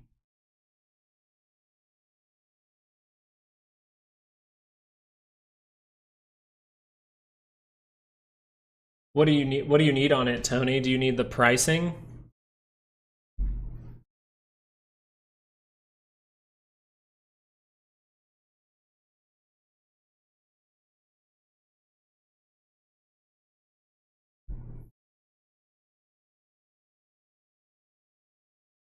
I mean, AMD is outside of that weekly expected move, so I get why you're tempted. I haven't seen reversal signals yet, but you know, everyone has their own strategies. You might do things a little differently than me, but for now, you would say, shit, that looks ugly. But this is where that rig, this is something that would convince you like, hey, this thing's gonna crash down, wouldn't it?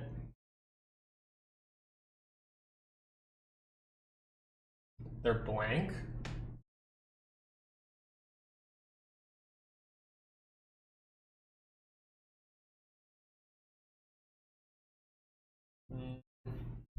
Right now for 550, I'm seeing about $78 per contract, and then $6 mark strike price. I'm seeing $63 per contract, $62 per contract.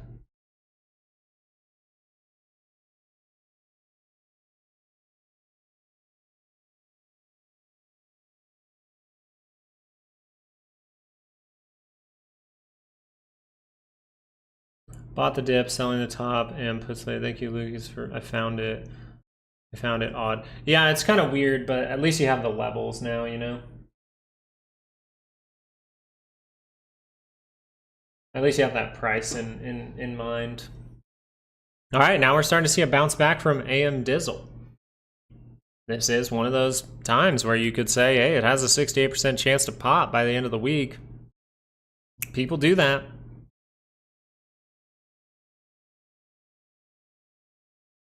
As far as SMCI goes, you'd look at the same thing. We're now back into the buy zone as of right now, you would call it, because we're dipping back down into it.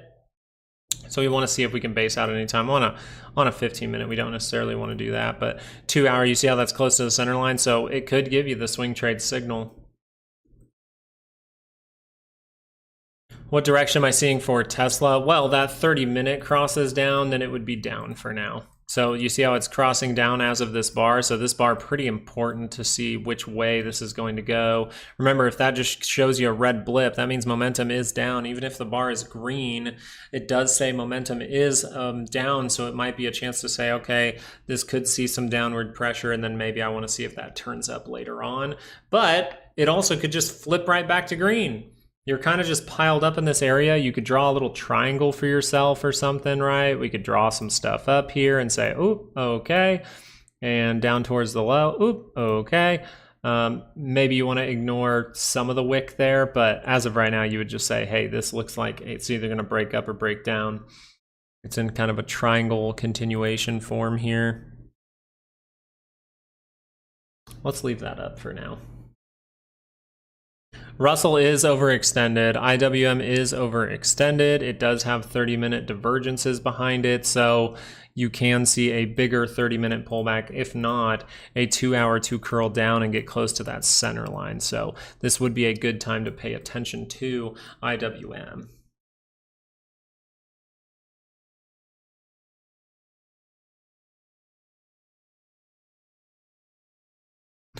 As far as it goes, I think we might see a rigged move. So I'm going to make sure to take some profit. You're right. I'm going to take some profit on my volatility play.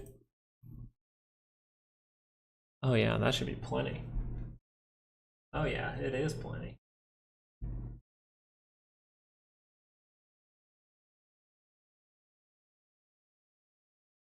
So I'm going to take half my position out just to make a little bit of money on the play, and then I'm leaving the other half in there in order to play it in case something terrible happens, in case some kind of crash happens. But as of right now, that is a great move for me. Very happy with that. But I just want to be cautious as volatility, and we could see a rigged move because of the dollar. So just a little bit worried about that going forward. But I'll leave some on just in case.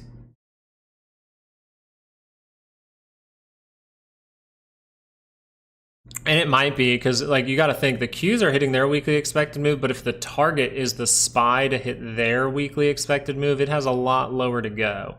You just have a lot of sectors that are going up right now that are holding the SPY up. So very interesting to see that. But you're right, Dustin. They could just hold this thing sideways most of the day and send it lower. Well, but take some off the table at this level. Oh, it shouldn't be empty. Maybe refresh your page. And I'll look into it right now.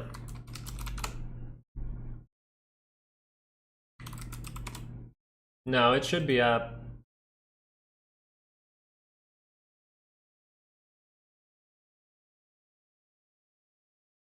Thank you for buying the course, though. I gotta look into it, make sure everything's up for you. It should be up, though.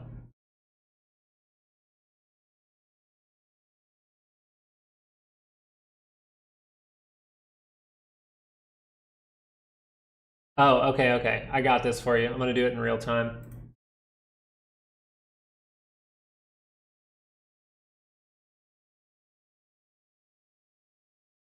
I'm gonna put all the content out there, so it's not gonna be a trickle-down thing. So just give it like a minute here while I can get all these to publish.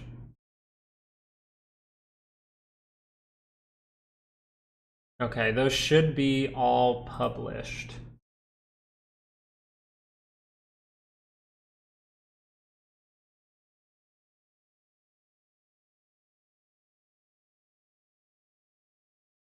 Okay, sorry about that though. Thank you for bringing it to my attention.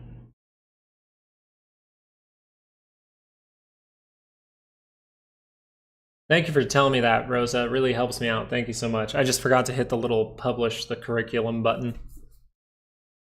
Can meta go lower? Well, anything can always go lower, but your percentages are starting to lead you towards some kind of bounce could happen. Oh my goodness, that was a sneeze and a half. So meta, technically, the lowest it was supposed to go is something like 477. You're seeing 7 points below that. So you're seeing something crazy. You got to see if this thing can turn back around. Even on the 30-minute, you can see that swing back up. Maybe we want to go test a level, but as you are deep into negative territory, I just want to show you in the past, we're deep into negative territory. We're still there. So lower highs can come from that, because you know you're further away from a strong positive move. So in this case, we went sideways and went down. If you do see a bounce here, that could bounce and then end up going down later on. So pay attention to that. Kind of like who just said it in the chat? Who just said it in the chat? Steve saying like, we move up for now, but there could be a trap later. That actually does hold some water here for something like meta, as it is deep into negative territory on this 30-minute. And if you go look at a 2-hour, I'm sure that thing's starting to get down there as well. So you could see some kind of bigger 2-hour pop that maybe even comes all the way up and fills this gap, and then you just get a lower high and it's over again. So now you'd more so be looking like, oh, maybe we were able to curl up towards the center line, curl back down, and we see this signal right before earnings. That would be great. You know, you bounce up, you curl back down, and then you see this right before earnings, and then you just say, hey, this is a 50-50 flip. Maybe I want to wait till those numbers come out and then react. Or downsize the position because it's a 50-50 flip. I think AMD definitely I think if you do see the bounce here, that's the way I want to say it. If you do see a bounce from AMD soon, I think you could go test that 169.58. You notice that's a very important level. We gap to that level. We've marked this level off for a long time. I think you even have the weekly expected move towards that level as well. Yeah, you do. Pretty much right above it is that level. So you gapped. It's very bad to gap below a weekly expected move, by the way. Very bad to gap below a weekly expected move, and that's what AMD did. So that's a very bad sign. Now you want to see if that's held as resistance or if you can take that back over time. Next level for Amazon. Well, Amazon, I believe, it had a little bit more room. No, Amazon, this is as low as the stock is expected to go for the entire week. And you're already pretty oversold on the 2-hour. So I'd really be paying attention to that. You're oversold on the 2-hour, you're oversold on the 30-minute, and you could see some kind of bounce from here that gets you back into that zone by the end of the week. AMC, GME actually going negative now. Okay, so this is where things start to add up, right? GME actually going negative here. AMC looking like it might roll over as we get up towards that weekly expected move. So big moment for GME as it does roll negative. And now it's kind of like, as that rolls negative, do we start to see stocks gain some ground here? Do we start to see bounces in the market? That would be overall interesting is what I would say. Yeah, and an indication that we're just seeing, hey, when AMC and GME go up, the stock market's going to go down, and when AMC and GME go down, the stock market could go up. So that's what I'd really be looking at as far as today, is seeing if we're able to base out at these levels. Tesla still rejecting here off of the moving averages, curling down on the 30 minutes. So as of right now, for about 5 minutes left in the bar, but as of right now on the 30-minute, Tesla telling you the direction is down for the momentum as of right now. Amazon, yeah, you're seeing some kind of bounce up. This would make sense to see a bounce up by the end of the day. It would make sense, but it doesn't have to happen. You know what I mean?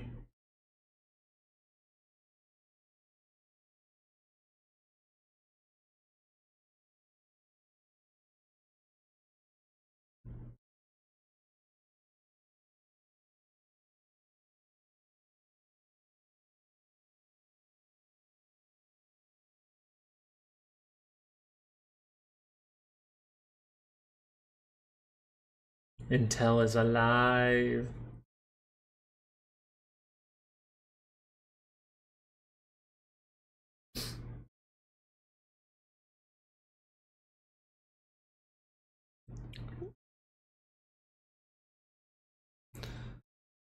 VIX going up, and you're right, tagging that 200. So you got to get above that to see some bad stuff. The 50 is way lower, so this could take a long time to actually give that crash signal.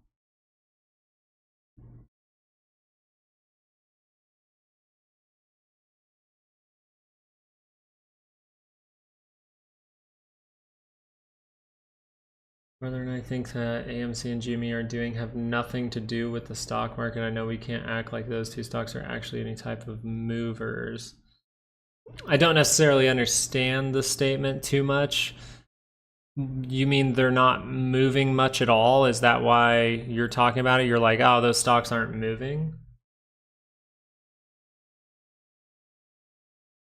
Because there's a reason they're not moving, and it's directly related to the stock market. But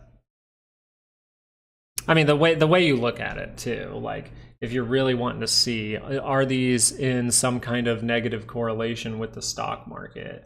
Well, just zoom out. If you look at a monthly chart and you go, oh, okay, those are crossing up in positive territory while everything else is, say, in the opposite direction. That's what you mainly want to pay attention to. Just because the market's held up artificially right now doesn't mean they're not related to the market. It's manipulated. It's just like the housing crisis of 2008. Everything is being manipulated to look fine, and it's not fine. We can tell in the data it's not fine. We have unemployment going up. We have houses that are not being bought that are still at high prices, right? The point is the houses that are not being bought are still held up at the high prices, just like stocks. Stocks are held up at the high prices, and eventually they will have to be downgraded, in my opinion. So what time frame do I like the RSI to actually feel like it's like something to look at? I really like, if you're talking about the shortest time frame, the 30-minute, when it comes to the trading for any market course, like what you need to know to be able to trade in any market with a little bit more detail, that course is more so going to be, it can add the 30-minute for those smaller swings and things like that. But as far as swing trading goes, I would say really paying attention to the RSI on the starting from the 4-hour. I think the 4-hour going all the way up to the monthly are great to pay attention to.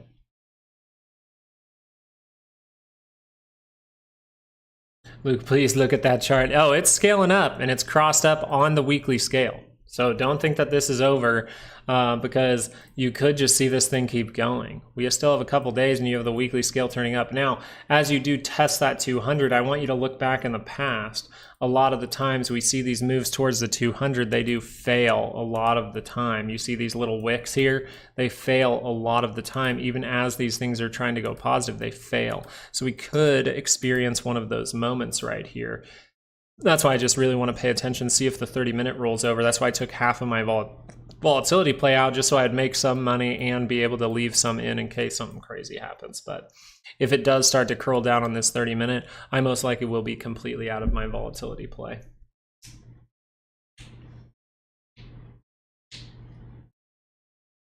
Ooh, ooh,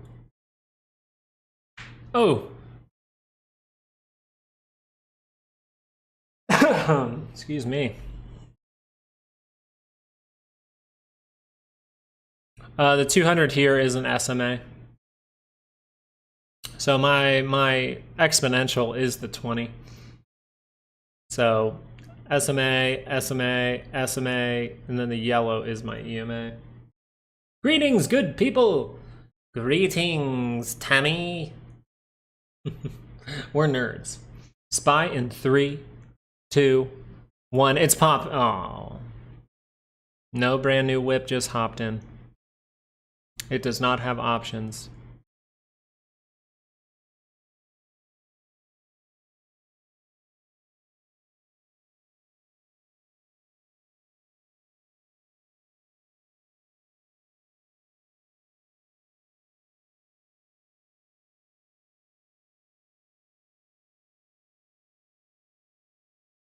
Turn the printers on, yeah, well, yeah, that might happen. It's already happening.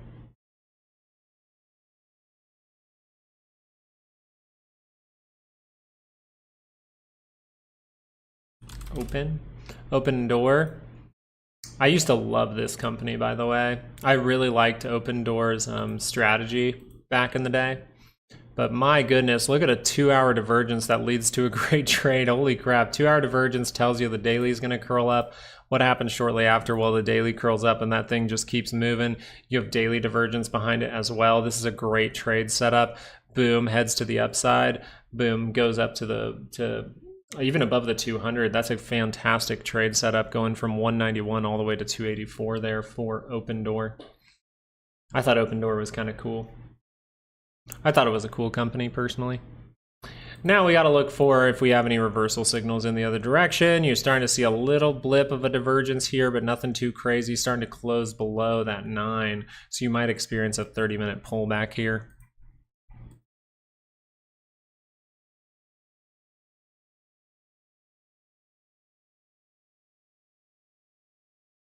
This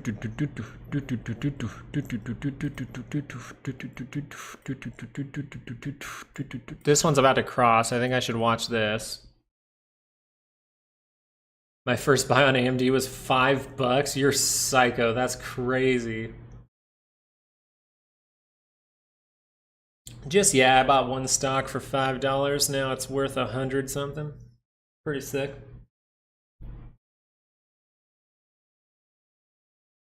That'd be a great return. Now, I want to make sure to do you guys justice today. I want to stay live for another hour here today talking about a bunch of stocks, answering questions. If anyone has questions about the course or anything to do with swing trading, since that's the new one, or if you have questions about the other course, which is a little bit more in depth, a little bit harder style, but it will get you good at finding those overall dying out and momentum moves. If you guys have any questions about that, I want to do you justice today. I know that the course is $50, but it is fantastic. I keep it as simple as I can, trying to make it go over some complicated scenarios. You'll notice that throughout. Yes, it is in the description, Diana. That's what I worked so hard on yesterday. So since 126 of you are here, I know I said it at the beginning of the video, but yesterday, the reason I was just not on anything was because over the weekend, I had filmed some pieces, and then I kind of was watching it on Monday night, trying to finish, and I go, I just do not like how I explain things. I think it was at times a little confusing, so I was like, let me remake those. And so I worked all day on Tuesday to try to get it right, and I still am like, you know, trying not to overcomplicate it. I think it's a very simple strategy, but since it's so simple, it's like, how do I teach this to a brand new person when it's so simple in my brain? I have to make it so they can understand it simply. So it is out there, and I worked really hard yesterday and even this morning to fully get it out there. And so it's there for $50, currently 90% off. So it is going to be down in the links in your description. It's the first one down in the description. And yeah, I'm pretty excited about it. But multiple times in the video, I say, hey, make sure you come back to the live video and tell me if this was helpful. Tell me if there's anything that seemed confusing that I need to more so maybe do again. Just because sometimes with swing trading, it gets so simple that I can overcomplicate explaining it in my brain, if that makes sense. It is so simple, and you're going to love the piece of the course that really tells you just how to enter into the trade, how to enter in, how to get out, managing the trade, and things like that will be very helpful. Let's see, Scott thinks Scott thinks 175 for AMD. I mean, it's possible. You could just retest all these moving averages. Ooh, let's look at DJT, by the way. Oh, here we go. Okay, so DJT. As of right now, this is a scenario where you can look into. Now, it is on the shorter time frame. In the course, we're more so teaching the 4-hour and daily to encourage you to do those first, and then try to go into the shorter time frames if you're pretty confident, or even take the next course. That way you have some more info to help you out. But hey, thank you for taking that course, guys. Really appreciate it, Sloth and Diana. It looks like you might go grab it as well. So I know Rosa already grabbed it too, so thank you, Rosa.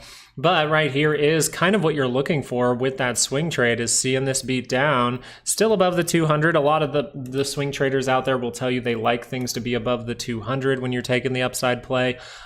I do say that in the course, but I don't make it a point to be like yes every single time, because a lot of the time when you do see those swing trades pop up and you see all the signals happen at once, they could be around the 200 and you don't necessarily want to get in later. So you can still use everything, and I think it's perfectly fine as long as you are managing your risk. So that's one thing I teach that I don't think a lot of people teach out there, is the management of risk of your trade, like managing the trade.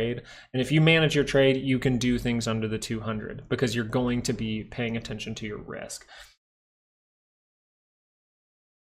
Thanks, Scott. Yeah, of course. Now, this one here for DJT, what are you seeing? Well, you're seeing this 30-minute try to pop up above the moving averages. That would take you above all of the moving averages. So you have an RSI that's above the center line. You have a MACD that's above the center line, but it's not crossed up yet. That's your lagging indicator. So that's the one you're going to be waiting on. But if you see a solid green bar here, I would say that closes on the 30-minute above 38.23. You might have that swing trade signal ready for you, and DJT could make another move higher. And then it might be creating a divergence, so you have to pay attention if it creates a divergence or something like that, but you can see another move from DJT if this MACD here can cross.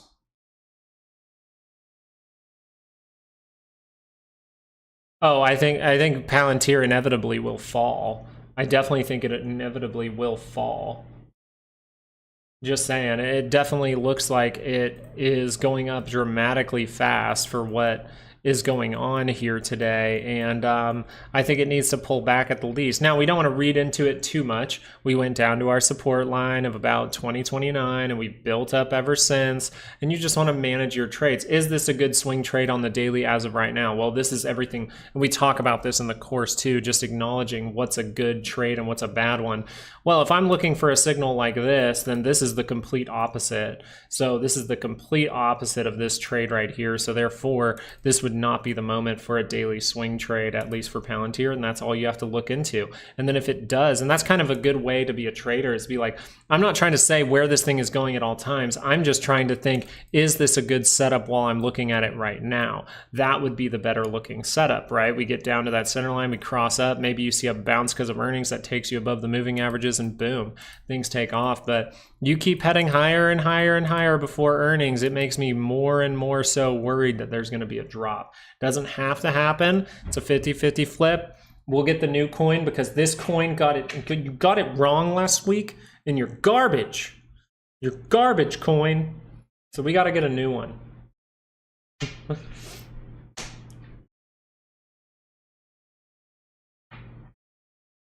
Are we ready for puts?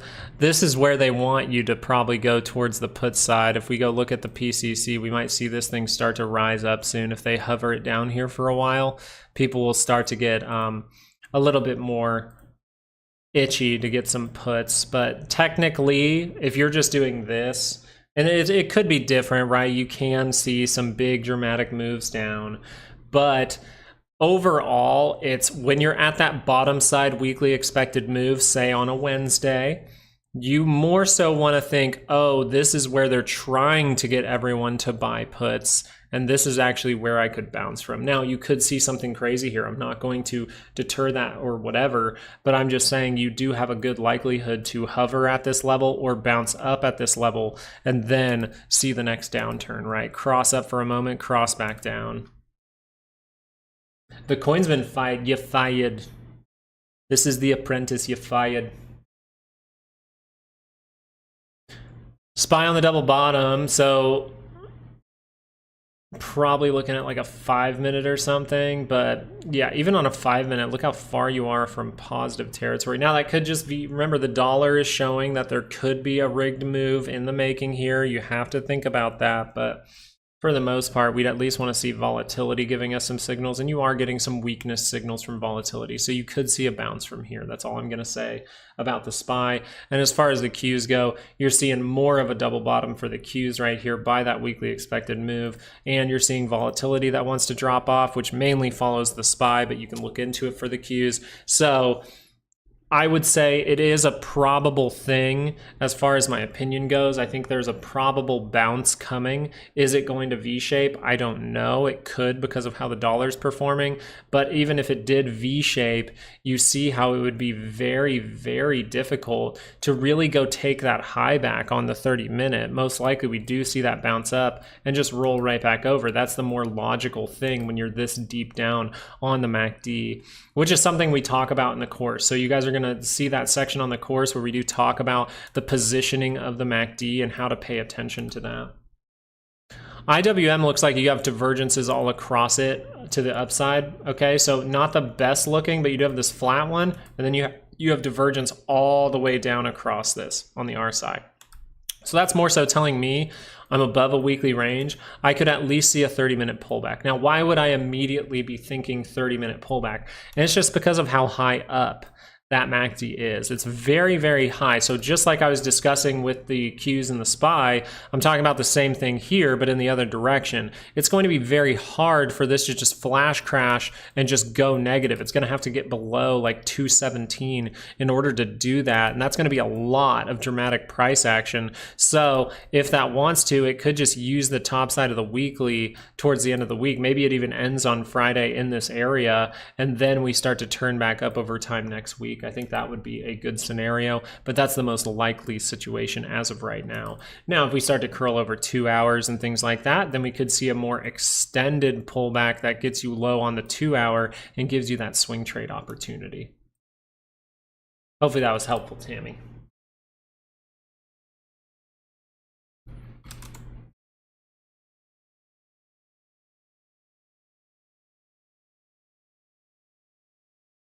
Let's see. Let me just do a hold on. Give me 1 second here. I'm not going to read chat for a second. I'm just going to do a quick click through and see if anything is trying to attempt a bounce here. Okay.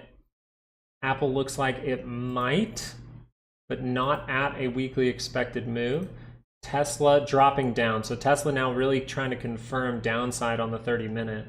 So watch out for that.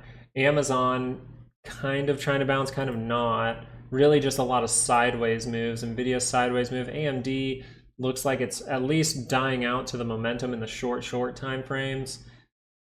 But no real bounce signal there. Meta, same thing. Looks like it's dying out in the short time frames.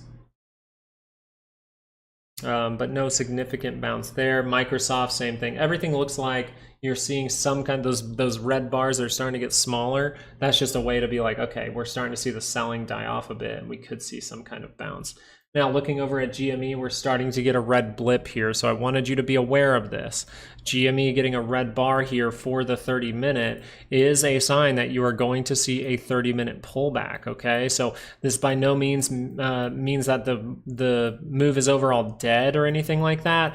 It just means for me, I need to pay attention to this because right now the signals are overall telling me pullback.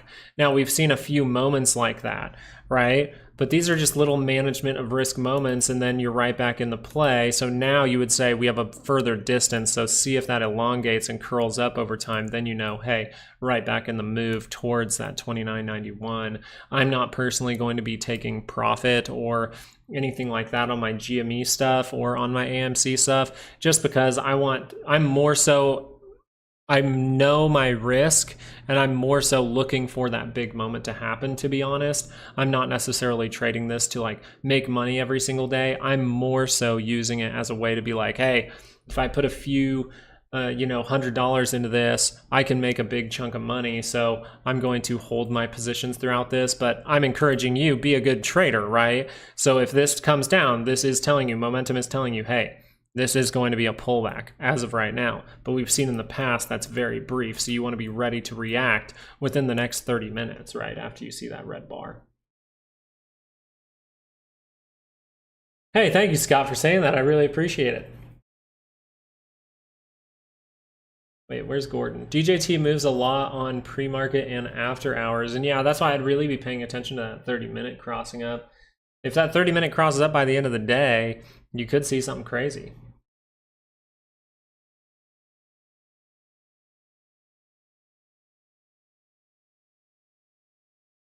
As far as it goes for me, I'm holding a little bit of the stock of each one as just a position I'm going to hold forever, and then I'm kind of trading back and forth the options positions just to make sure, pretty much like I'm breaking even and applying it to the next week. But for the most part, what I'm saying now is you have a potential for something to go crazy at any time for GME. So me assuming my own risk, not saying anyone else should do this, knows, hey, we're up towards that 29.91. Maybe I stop managing that risk, be willing to lose a little bit of money in case something crazy happens. And then if I need to, I can reapply some more in the position later to even out that price. What up, Young Thugs? What up, Joe Jacks?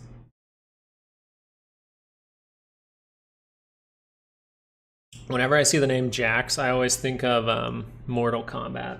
Fuck, dude, Mortal Kombat. Mortal Kombat's so cool.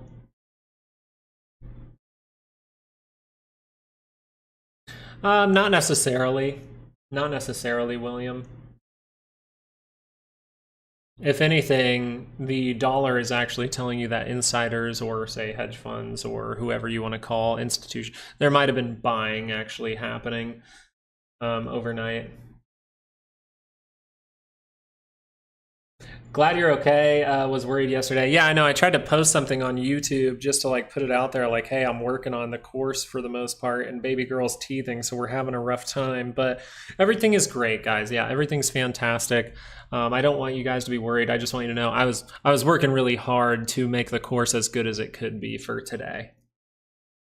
And then I still, in the course, want you guys to come back and let me know if it was overly helpful, if there's anything that seemed a little bit confusing, because it really shouldn't be confusing. It's swing trading and it's simple, but you need to know things with clarity. This is what you're looking for, you know?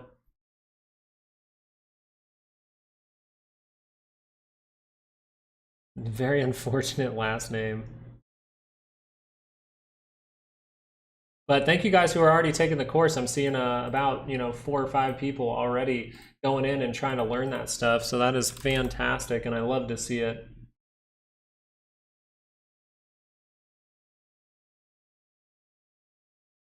And I see Rosa was the first one. Hell yeah, Rosa. We got to design these t-shirts. We're trying to get, God, every single week where we're like, oh, things are mellowing out, we can start to really design the t-shirts, which I actually do have 2 mock-up designs for the Trade Like Water t-shirts. But we wanted to put those out there. We want to make sure they're good. So for you guys to vote which one you like the best, and then we'll put that one out for sale for like a pre-order.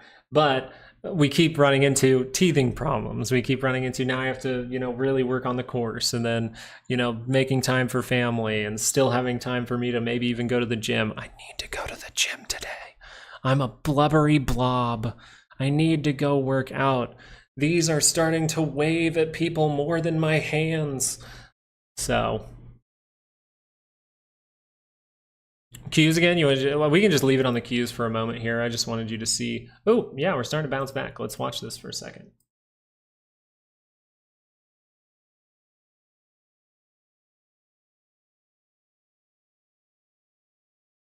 Scott, have you made 100K in the last month off of Plug? That's crazy if you have. Congratulations. That is so cool. Who's in calls? A lot of people buying some AMD this morning, it seems. Now for Plug, I want you to be aware of this. You do have a 30-minute divergence, okay? So if you're trying to put money into this right now, you do have a 30-minute divergence. It's not saying you can't turn back up. It's just saying for right now, the price action is telling you, hey, there is weakness in momentum. So if you do curl over a 2-hour, you would be in a 2-hour pullback, and that's what your signals are telling you right here.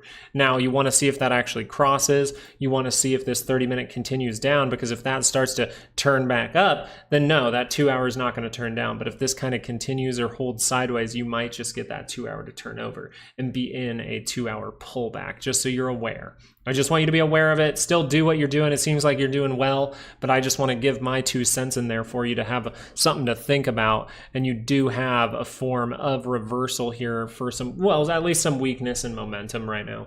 30-minute is still pretty far away from that center line, so that could just beat up for a little bit longer here and then turn right back up. You have the AMC leap. AMC, we'll see if that thing starts to curl down. That is a sign of a 30-minute going to pull back, at least for now, and we're seeing that on GME trying to not turn down now. Is IWM really? IWM ain't bouncing. Oh my god, it is bouncing. That's so crazy. Let's kind of click through here. Apple slightly bounced. Tesla confirming down. Amazon trying to bounce. Amazon actually looks like one that's trying to bounce harder. AMD, not quite yet, moving a little sideways, but you can see how the bars are getting smaller, telling you there's some form of basing out happening here. Meta doing a similar thing. Microsoft doing a similar thing. Google doing a similar thing. You see how the bars are getting smaller. Netflix really doing a similar thing right at this bar, and now trying to see if that can curl back up. So weirdly enough, Netflix looks like a good play. If it sees a 30-minute cross up here, Netflix actually does look like a good play, and I know that's crazy. Junior, thank you for getting that swing trading course. Let me know how it goes for you.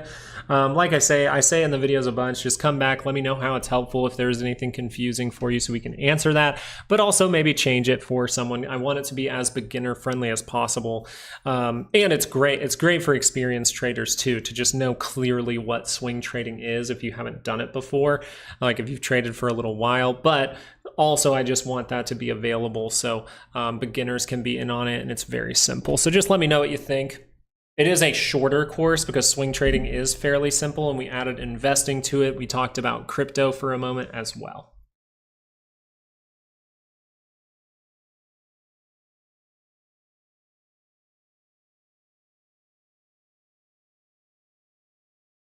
Put enough aside for taxes.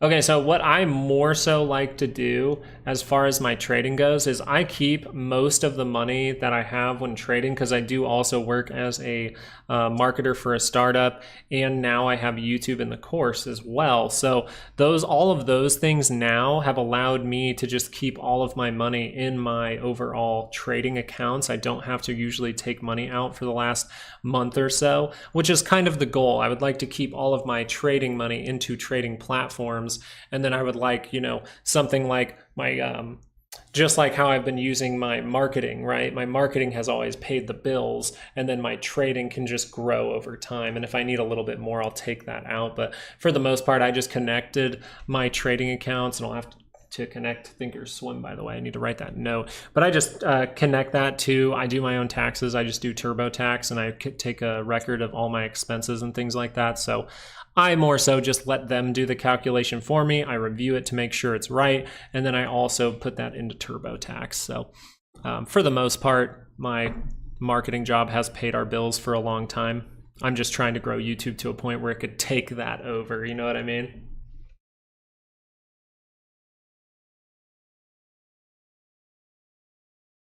But that's why I'm a busy guy all the time. You guys, I'm thankful that I have a bunch of work I can do at my computer, so I can watch stocks throughout the day. I can still trade throughout the day, but I also have to work on other things. So just know when I do those all-day streams, I have to work a lot at nighttime. So if I do an all-day stream, then I make a YouTube video. Then after that, I usually have to do more work. So it's a crazy time in life, but I might as well do it while I'm still a little bit young. Only 31. My birthday's next month, though. What are you guys getting me? You guys getting me something? No. You're getting me GameStop? I'll take GameStop. GME right now starting to bounce back up, so this is a great sign. This is actually a great sign. Not able to confirm the downward move, the pullback for GME just yet. That is very cool. That is very cool for GME to do that. And that tells me if this thing just starts to rip, maybe that those dollars that were being invested in the market are all flowing into GME and AMC. And I'm dead serious about that. I'm dead serious about that. I want you to look at the dollar and then look at how far it's come down, and then look at GME and AMC and think if like, what if they're putting money into these? That's just something to maybe like for fun to think about. What if they are putting their money into GME and AMC? That would be crazy, because the only other option for this is it's most likely a rigged move. So you have, I guess you have three scenarios. They're using cash to buy into GME and AMC at a high rate, or they're the market is crashing. We're actually going to see one of those crashes where the dollar goes down at the same time as the market, or there's a rigged move about to happen and they've been buying the stocks in the market, and we're about to see that kind of pop. So we have to pay attention to all three of those scenarios and kind of figure out what's going on after it happens quickly and then react. Vanguard made a huge purchase. And then what they're doing though is Vanguard and things like that are purchasing a bunch of stock to then let short sellers borrow those shares. I think that's mostly what's going on with Vanguard right now. Is Tesla bouncing back up? Well, and we'll notice this too. We'll have to see if Tesla bounces back up over time, if it does have that short seller problem in it and that starts to come to light. But as of right now, you would say Tesla is actually telling you the 30-minute is going negative, which means down is the most likely option for Tesla. But things can rotate up very quickly. If that just rotates up for a couple of bars, you're going to cross up on this MACD and the story will change. So you just have to be really a flip-flopper when it comes to Tesla, where it is sitting with that MACD right now.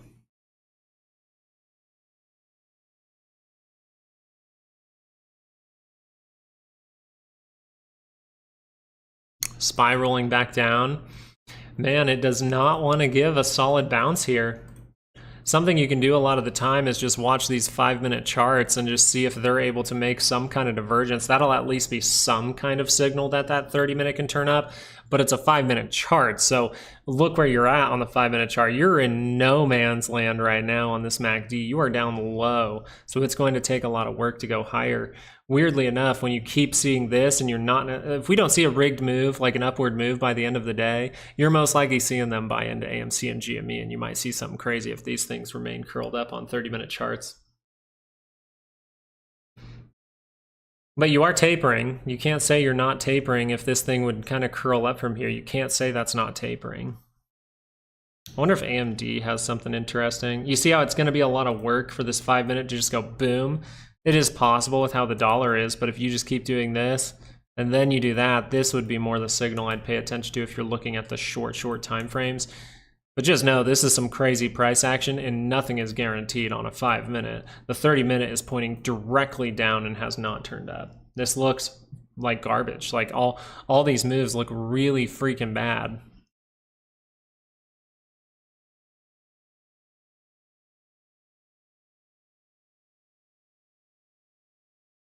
But yeah, as far as it goes, Raphael, though, I am a full-time trader. That's how I make most of my money. I've kind of been taking a very chill route in trading lately, just to focus on, you know, like the courses and focus on YouTube and helping you guys a lot, like these live videos, really focusing on that. But it's nice how, you know, I'm finding very good setups for, say, volatility, and I actually did catch this move towards that 1212 area. I was able to get that, so that was a very good trade for me. And I still have the other half of the money in this because the 30-minute hasn't rolled over. I just took half out to make sure I make money in the play. Now I'm just letting this thing ride, so if we do see some kind of crazy crash, I will be making some good money. I love it. Netflix earnings tomorrow, and that's why I'm really paying attention to Netflix and seeing this 30-minute divergence that is forming here. Is that tomorrow? That's Thursday after hours. Okay, so we still do have a day left, but you have to know this is a 50-50 flip. What I need to do is go grab the new coin. Let me go get a water real quick, and I'll go grab the new coin so we can flip it for earnings. Be right back.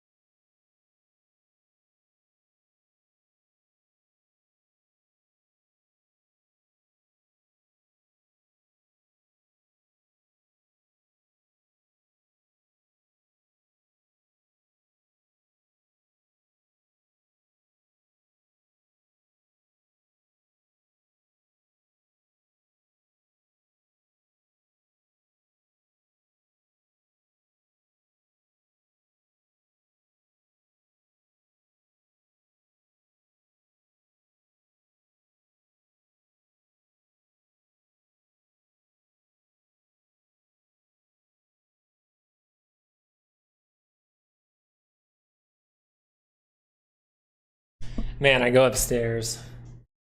And the girls are hanging out. Baby girl just woke up from her nap. And I walk up there and she just goes, hi. I'm like, God, you're freaking cute. All right, guys, who wants to flip it for Netflix? Should we see if Netflix is going to have a good earnings or a bad one? This is a nickel. This is a nickel. We can't trust a nickel. I just reached in my bag. I thought it was a quarter. Shit.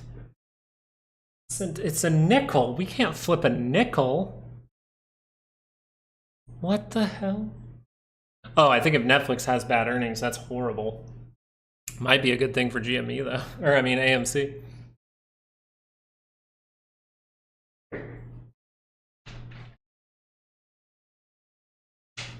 Shit. Flip $100 bill, yeah. We'll have to find that quarter another time. I'm pretty sure this is after hours, so maybe we could flip that coin tomorrow. Yeah, it looks like it's after hours tomorrow. So we might just flip that coin tomorrow, see how it looks. All in on AM Dizzle. I think you could see a reaction. You just want to be a little cautious with these things turning down. Brothers buying AMD. Are you guys trading together? Because that's freaking cute. You guys should make a YouTube channel and just just make it very intense trading style. Like make it one of the most intense videos you've ever seen. And then it just be trading stocks. And it's called Trading Bros. It's like you doing super manly stuff and then just like buying a stock and selling. That'd be really funny.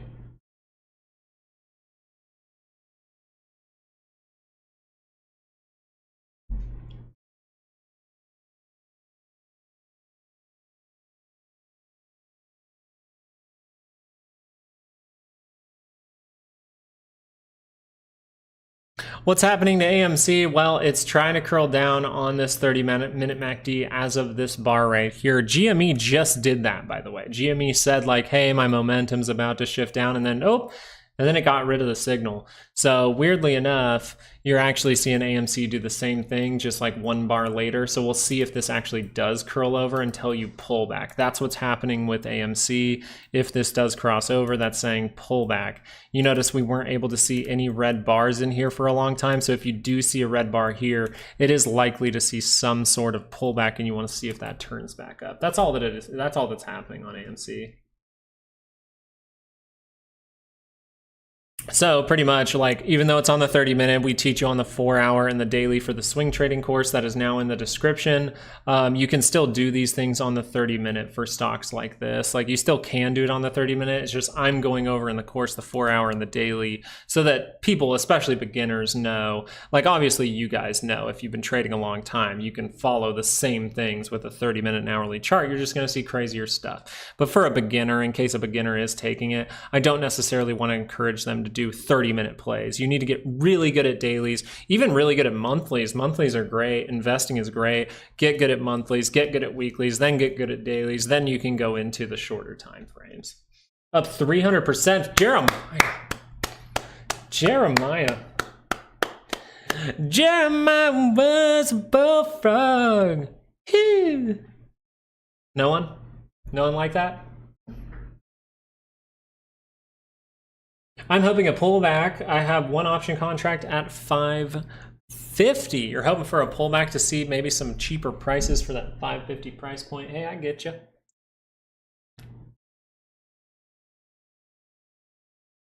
Grab 1 ounce of silver coin for the flip. Dude, I actually should go buy a silver coin for the flip. That would be a much luckier one. I actually don't have any silver coins now that I think about it. I'm gonna go look up where I can get one of those bad boys. Actually, can you can't you go to like God, the thing is, like, I think a pawn shop would have it. I'm sure a pawn shop has it.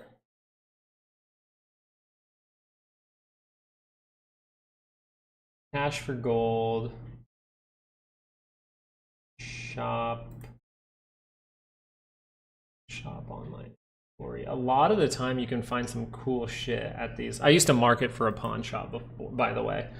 I was very good at marketing for a pawn shop, by the way. Pawn shop and car dealerships are like, bam, I was fan-fucking-tastic.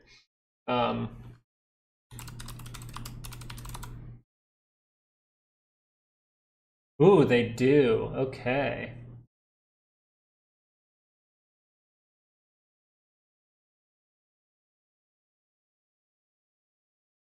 Okay, add this 1 troy ounce 999 silver bullion to your collection today for $35. I'll have to look into this.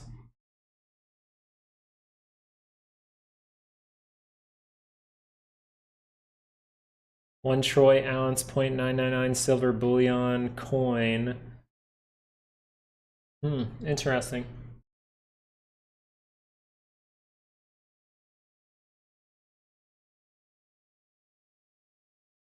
No, I have some gold.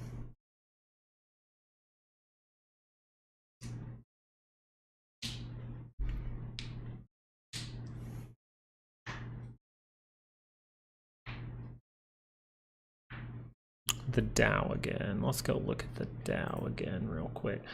I think, oh God, this is, so now you're adding up to something a little bad, okay? So not only this, if tech stocks and all these other stocks, bio stock, whatever stocks, whatever sectors that are crashing right now, if those continue to hold at lower levels, and then you have the things that are holding up the Dow right now, like healthcare, oil, all these other things, if those things start to reverse, that's gonna be really fucking bad. I'm just gonna tell you right now, that sounds awful. Now, if they start to reverse and then tech stocks start to do the opposite, that's okay. But for the Dow, you would say this is a very overexcited move again, right? And so what I would want to say is, looking at the daily scale, looking at this, the last few times we've got overexcited, which is we came out of the channel, right? So we came out of the channel, we drop, we come out of the channel, we get the double top, we drop significantly. You notice this was more of a big move. So we get a big move out of the channel, we get a big move down. We get a big move out of the channel, we get a big move down. We now get a big move out of the channel. I'm a little bit worried for the Dow. That's how I can say it right now. Not necessarily the signals looking terrible here. They're really not. They're just very overbought on like a 2-hour, but based on its past behavior outside of this area, when it does see that big move higher, right? Big move higher, big drop, big move higher, big drop. Now big move higher. I'd be a little bit cautious here with the Dow, if that makes sense. I think it was Mark, right? Mark, if that makes sense. It's kind of hard to tell you like, oh yeah, this 2 hours is going to curl down. It has a good probability to turn down once this 30-minute does, but you don't have divergence at the same time. So that would tell me this could pull down and do this again. And weirdly enough, when's the last time that we saw a move like that happen? Well, it happened to be right here. It happened to be right here. So this is more the move I think you're going to see. I think you're going to see this drop down, pop back up, and then we'll see some sort of double top. If not, unless we're seeing Qs continue to crash and then this stuff starts to pull down, then things can really start to escalate. What up, brother? What up, Rapid? How you doing? Alexander, IWM, triple divergence on IWM, pretty much. You have a lot of divergences down here. You have multiple point up here on the MACD. Actually, not necessarily multiple point. You just have one here, one over here, not really two multiple point looking.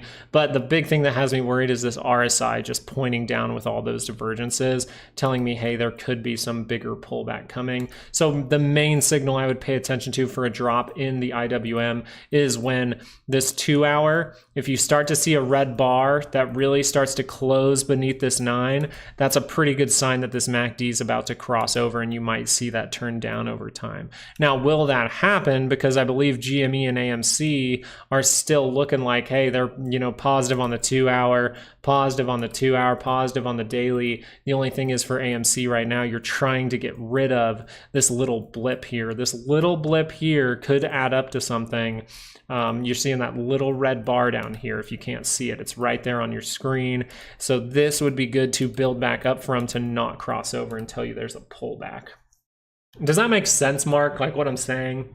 It's less of like, it's more so like, how does it behave when it makes a move like this? Less of like a signals thing for the Dow as of right now. And I think you're going to make one of those signals soon, if that's the best way to put it.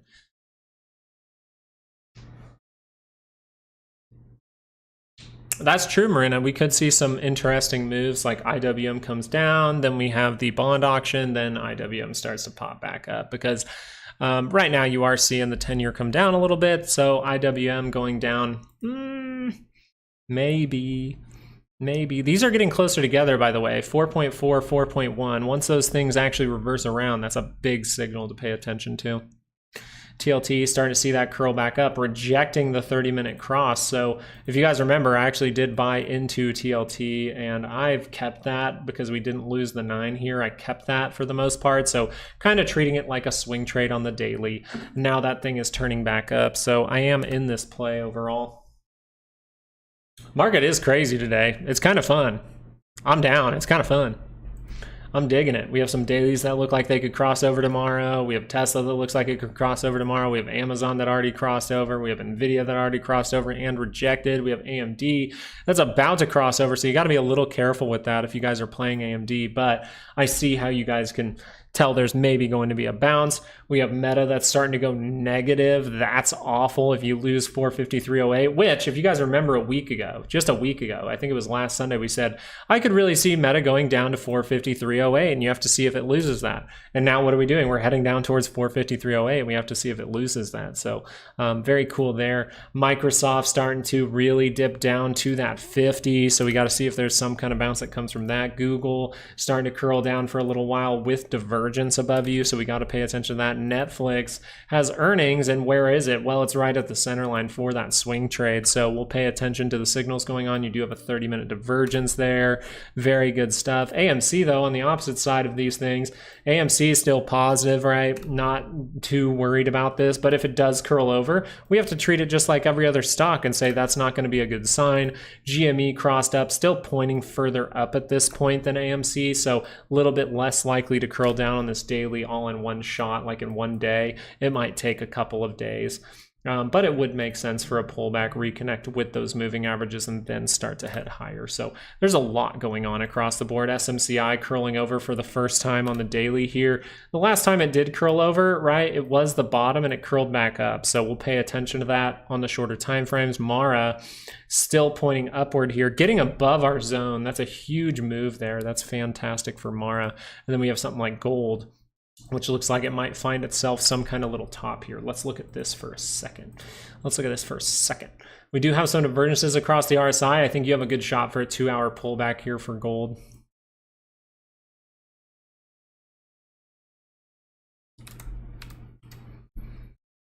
Canadian solar. Trying to make the higher low. You know, I almost got excited. I was like, is that divergence? You do have it on the MACD, not necessarily the RSI at the same time. That's the only thing down at this low. But would that be technically the higher low? So what you would say as far as the near price action, one, you got to see where this base is. You see that? And then you say, okay, so we have left head, maybe a right shoulder forming. As of now, you would say this could be some kind of cup and handling. So watch if that turns back up. But if this turns down, that is going negative, which means you can take out this low, go make a new one. So around this time, if you curl down, you just want to see if early on that can curl back up. Because if it doesn't, you might see something dramatic to the downside as you go into negative territory.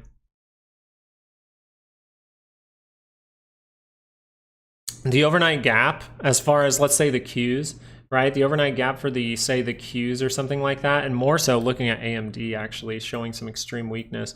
The key thing about the gap is you're really far away from that daily expected move. So once you make a gap like this, and you keep going and you get towards that weekly, sure, you have a chance for a bounce, but I'm telling you right now, even a bounce to go hit that daily expected move would be very difficult at this point, and it probably wouldn't even get you out of these negative conditions and could just roll over. So that's my overall take on this gap. I think we were trying to say, hey, you know, this low, people are really waiting for that to be taken out. What do? We just gap below it and we go down into a point where we could find some buyers. There could be buyers lurking in this area.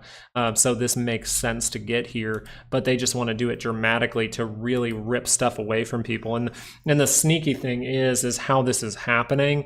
You're noticing that you got some green bars on the 30-minute telling you, hey, this is most likely a higher low, ripped away. So that's why I don't like to trade the Qs. I don't like to trade the SPY. Just you see a lot of weird crap on this stuff, and AMD doing something huge. So if you didn't know, the weekly expected move is here. So when you gap out of or below a weekly expected move, that's a very bad sign, because that means you're going to use that or try to use that as some form of resistance and not support anymore. So now you have to treat that level as resistance, and that's going to be difficult to even get back up there. So there's a lot to take from the gap.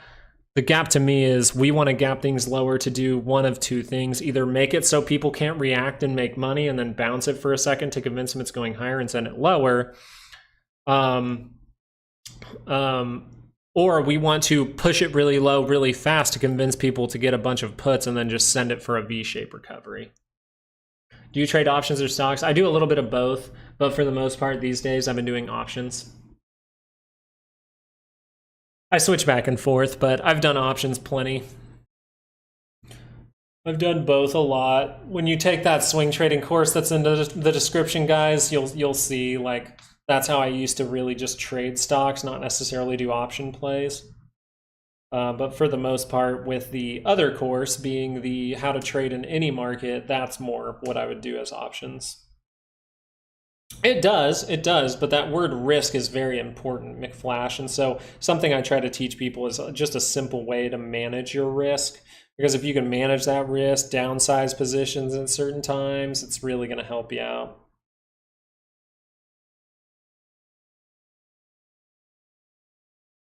Covered call for Nvidia.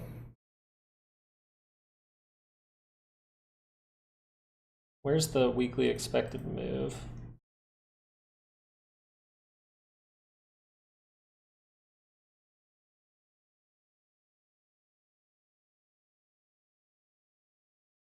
For this week? For this week, right? I don't know, would 125 to 126 be too crazy? That might be too crazy. That might be too out there.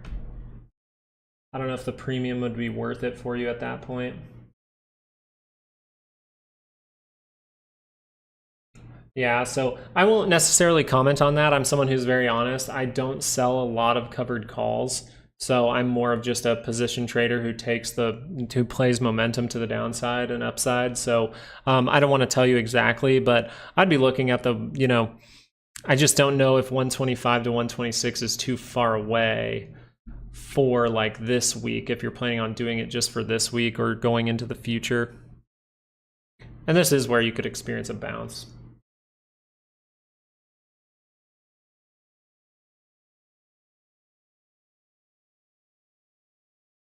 I think next week could be better.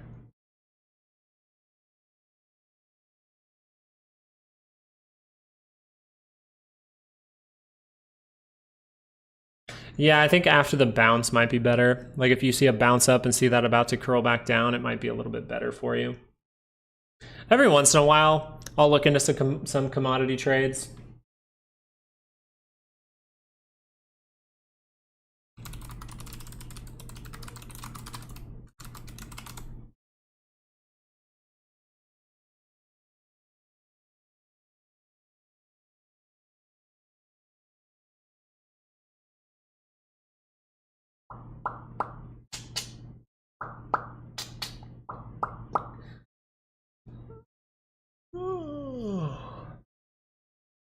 Like something like, I think I posted something for gold and I got rid of it because of the gap down, but it ended up being a good play.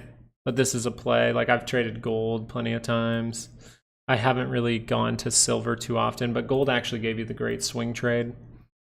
Daily curl up on the MACD, above the 9, above the 200, curling up into positive territory on the MACD. You know, all of this looked like all the beginnings of a good trade, and it was. So I didn't necessarily trade this. I really should have, though. I've been really focusing on the course for the past 2 weeks.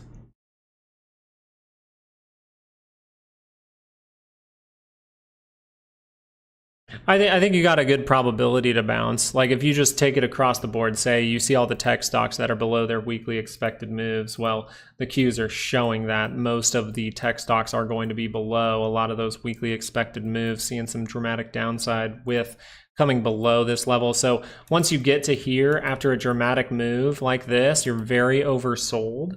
And so overall, you would say, okay, this has a 68% chance to land here by Friday. To land right here by Friday, that's what you have. You have a 68% chance for that to happen. So a bounce from this area is a little bit more likely than to see something crazy, but this is a crazy gap down. So, and you have volatility turning up on the weekly, going up 10%. So it's up 9.17%. If that holds by end of the day and we end up 10%, well, then you have a like 85% chance for a bounce in the next 2 trading sessions, and that most likely would happen the next day.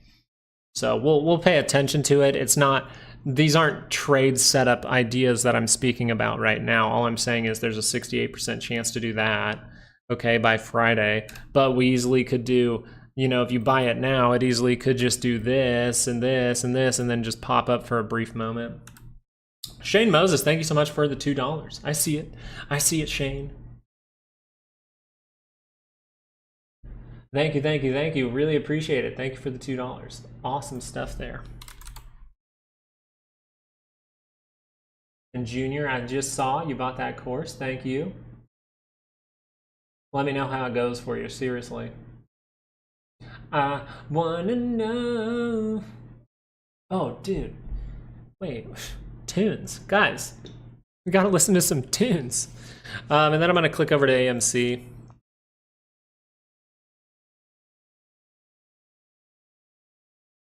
All right, good. My headphone's actually connected today. Also, if you didn't know, 2 very random ADHD things. If you need a game to play that's kind of chill, that can get your brain working, TFT, Teamfight Tactics. It's a great, great game. League of Legends, it's Teamfight Tactics. The PBE is out right now. They just came out with a new one, and me and my wife we played the PBE last night. It was a lot of fun. So we're gonna do that maybe again tonight, just in case you need something to help you relax. Also today, wearing my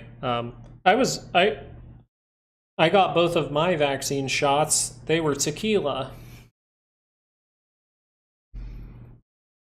All right, so now looking over at AMC real quick before I turn some tunes on, we are crossing over on the 30-minute, telling you there could be a pullback happening right now. We have GME that's turning over on the 30-minute, telling you a pullback could be happening right now.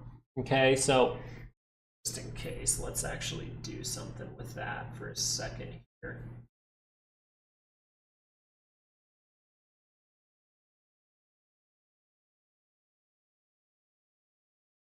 I do have one position I'm still gonna back and forth. Ooh, is that $2 from Shane Moses? That badass? God, that's him. What kind of chess do you play? Garbage chess. I've done chess.com and I am garbage at chess. I think so hard during chess that I literally walk into checkmates, and it sucks.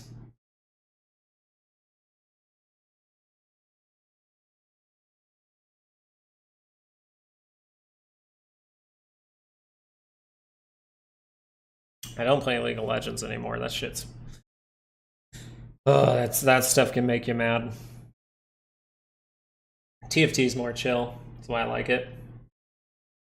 Nike? You want to look at Nike, Shane? We can look at that for you. Nike, weirdly enough, is this a 2-hour signal? Okay, you have a 2-hour rejection divergence, probably pretty clear on the hourly here, curling up. So you do have a chance for a reversal in trend here.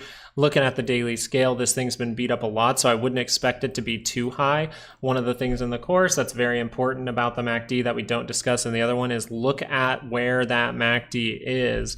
You are below the 200 and your MACD is really, really low, so this bounce could just get you to the center line, which means we could maybe see a retest of the 20, we could maybe see a retest of the 50, but I wouldn't guarantee this just goes like that. So as of right now, you would say I have a 2-hour rejection divergence that's trying to go positive. I'm looking for that to really close above the moving average. That's what you're doing right now. So at this point, this would be a time where you could see some kind of upward price action on the daily scale.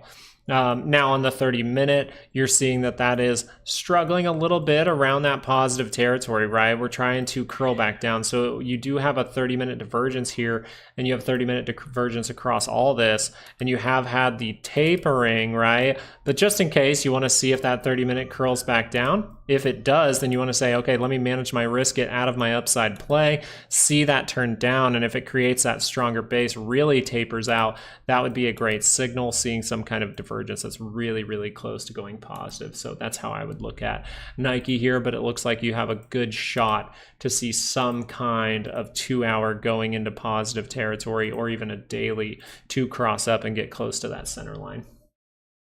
Thank you again, Shane. Thank you so much. The 5th super on the live channel. I hope that that's overall helpful. Now, you just want to acknowledge to yourself you are taking a risky trade. So managing your risk when you can just, like, in every trade, you should think I need to manage my risk. In a trade like this one that has gapped down dramatically and you see some tapering and there might be some kind of bounce, you want to manage that risk very tightly. So it would tell me anytime that this 2-hour pulls down, especially if it's still negative, I really have to make sure to manage that risk, because this could just go like this and then fall and you would still be in negative territory. So that's how I'd look at this one here, but I think you got a good shot for a bounce. At least that's what the momentum's telling you right now that you're supposed to get as a bounce, and you have the rejection divergence. So if this can break through a level of 74, pretty good chance you're going to see some kind of good reaction here, maybe up to $80 or something like that. Disney, yeah, we can look at Disney as well. So Disney's been beat up for a long time. We're seeing some 2-hour rejection divergence as well here. We tried to taper and it bounced, didn't work out. So this here is kind of what I'm saying, Shane, about Nike, right? We see some of the signals and then that just curls down into negative territory and it's all done. So you have to be aware of that, manage your risk here. But for the most part, that's what you want to see. And then now you're seeing those rejection divergences again. But notice this, right when we go positive, this is another moment that could be what Nike does to you. And that's why I want you to pay attention to it. You see how the 2 hours rolling back down. So that means to me, this daily might have divergence and things like that, but you still might be making that strong base for these signals. So going into a 30-minute, now we can see that's dipping down near the center line. If that can base out and turn back up, you got a good shot that this is going to head a little bit higher. So thank you again for the $2. I really appreciate that. And thank you for the $5, Hustler Maniac. Of all the streamers, you're the only one that knows, or that I know that can explain things well. And hopefully that's a good thing. I really try to just explain it how I think about it in my head. I've trained myself to think about these things a little bit more simple. So that's really what I'm trying to do here, is just kind of say what I would say to myself in my head before I take a trade and the things I would look for. As far as Boeing goes, you have a 30-minute that's turned down, telling you it's at least in a pullback at this point. So that is what you would look for. You're looking for that 30-minute pullback. Now, this is a good move so far. You had divergences on the RSI that led to a good move. And thank you again, Hustler Maniac, for the $5, and my face is frozen for a second. So right now you're saying 30-minute pullback, but what does the 2-hour look like? That thing just crossed up and went positive. So if this is going to be a good trade, if this is going to continue to be a good trade, this 30-minute could curl down and curl right back up, and then you could see that positivity, and that 2-hour will continue to go in that positive direction and not be able to curl around. But if that 30-minute continues to give it up to where this 2-hour crosses, you have to say that is a 2-hour crossing negative. That is not a good thing. Okay, so let's just look at it from the daily perspective. You are getting that to curl up on your MACD, kind of close to the center line. So this could be an opportunity for this to head higher with some kind of lower, higher low. So there's a lot to pay attention to with this one, but you would say this is positive territory, positive trend, and the daily just turned up and got above the moving averages. The only thing is I know I have to manage my risk pretty closely because I'm below the 200 here. Hopefully that was overall helpful for you there for Boeing.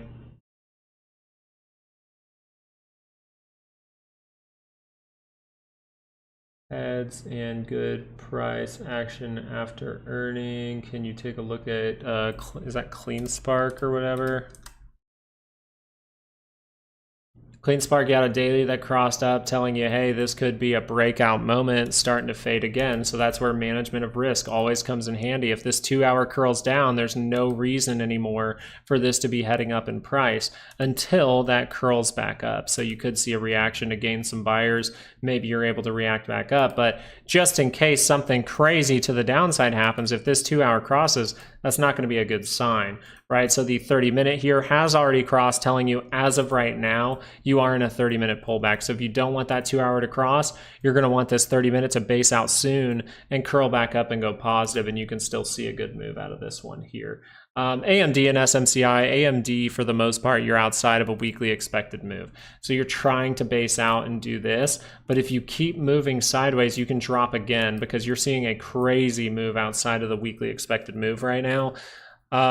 You still have a 68% chance for that to bounce up to here by Friday, but this is not looking the prettiest. Even on a 5-minute chart, it's looking like, hey, this is getting up. Now you're seeing some tapering, a little bit of divergence coming in for the 5 minutes. So actually, there is a chance you get a 30-minute bounce here for AMD. Now, if that's going to build up to the center line, right, keep going sideways and then drop through, drop over and cross on this 5-minute MACD, that's not going to be a good sign.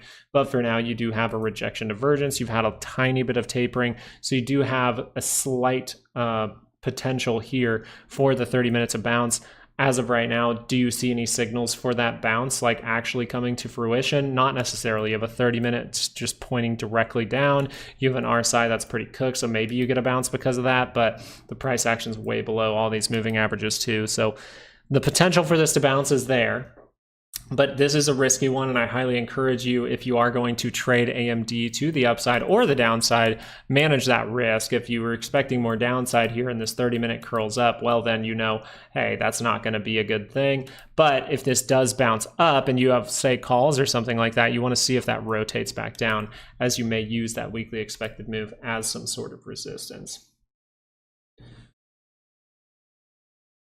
Volatility up towards 14 here. Looking at this on the 15-minute, we have another point of divergence forming. This is telling me there's weakness in momentum and volatility. If that confirms down on the 15-minute, I want to keep a close eye on the SPY because that could get some kind of bounce up. Now, important to note, same thing with AMD. This is way below that daily expected move. So maybe you do get a reaction to that and then that thing falls down again. That's what I'd be really paying attention to there. Same thing goes with the Qs.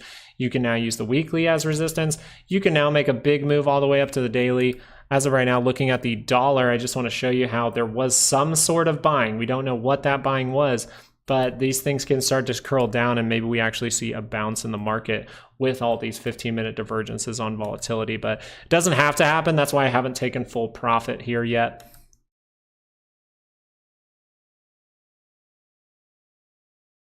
Put a bunch in GME thoughts. I can't tell you necessarily what to do. I can tell you that momentum to the upside for the 30-minute is actually turning down at this moment, which would lead me to believe, right? If I'm following these indicators to a T, it's really high up on the MACD. That's a good positive trend. And if you need help with these things, by the way, since LP, you're saying you are new, there is a course that I put out for $50, literally just $50, in order to learn a little bit about the MACD, RSI, and some some swing trading. It's a great starter kit for anyone to learn about trading, and it'll teach you how to invest as well on a monthly scale. So you can do things the slow way. That way you can get good at things the slow way, and then over time you can get better as a trader. But for now, on GME, you're actually getting a pullback signal. So this is a signal as we lose that 9 on the 30-minute, that we could be seeing some kind of pullback on our momentum indicator, and then you want to see if that thing turns back up. Even if it turns back up right away, like we have in the past, right? It turned down, okay, manage the risk, turned up, okay, positivity, right? It turned down on this bar with a green bar, weirdly enough, so a positive bar in the turn down, it curled back up, okay, positivity. And then back here, we turned down for a brief moment of time. I think you have a good shot to do something like this, but we pull back over time, and then boom, we see that curl up, okay, positivity. So that's more what you're looking for at this point.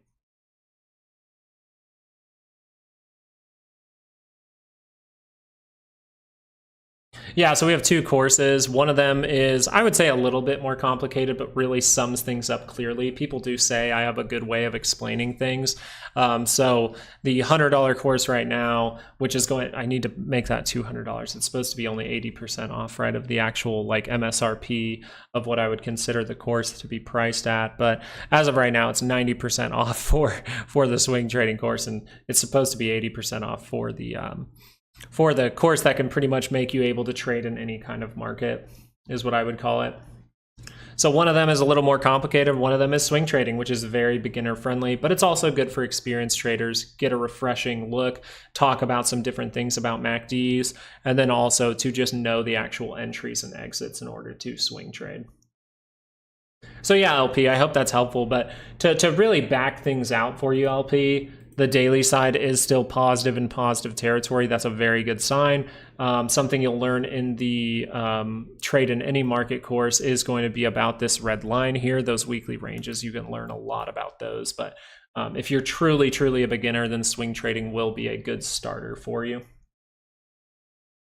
But you can learn a lot just by hanging out here as well, by the way.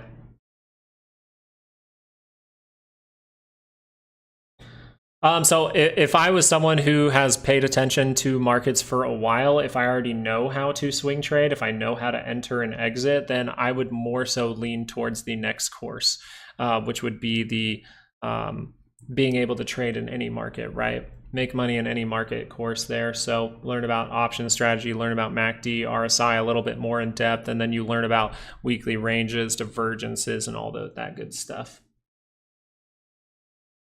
Hey, that's perfectly fine, Hustler, and keep asking questions about it if you got questions. It's just if you're kind of someone who struggles with the MACD, RSI, and struggles with a trading strategy right now, then the swing trading course might be more for you because it's a very easy one to understand.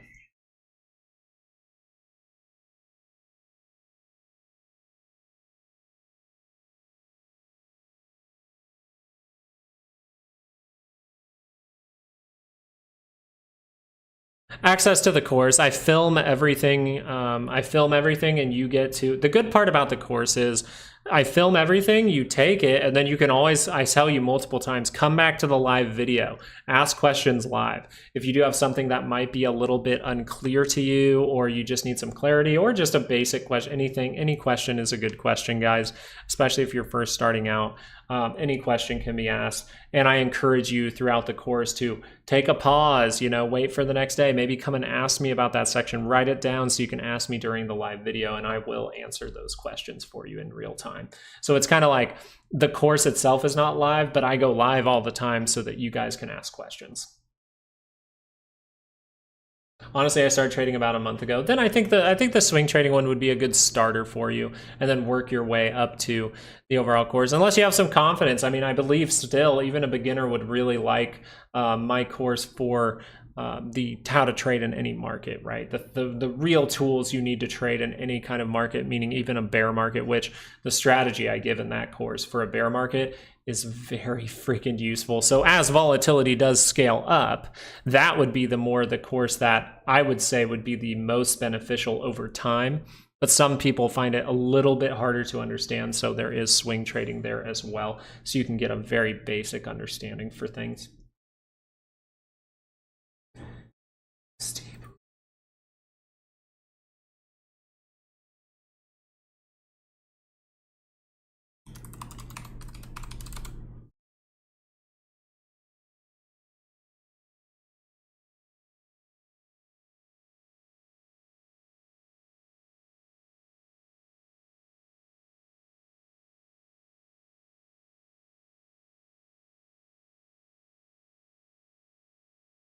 Silver just seems a little bit still underpriced to me, doesn't it? Just a little bit. Anybody else think that, or am I crazy?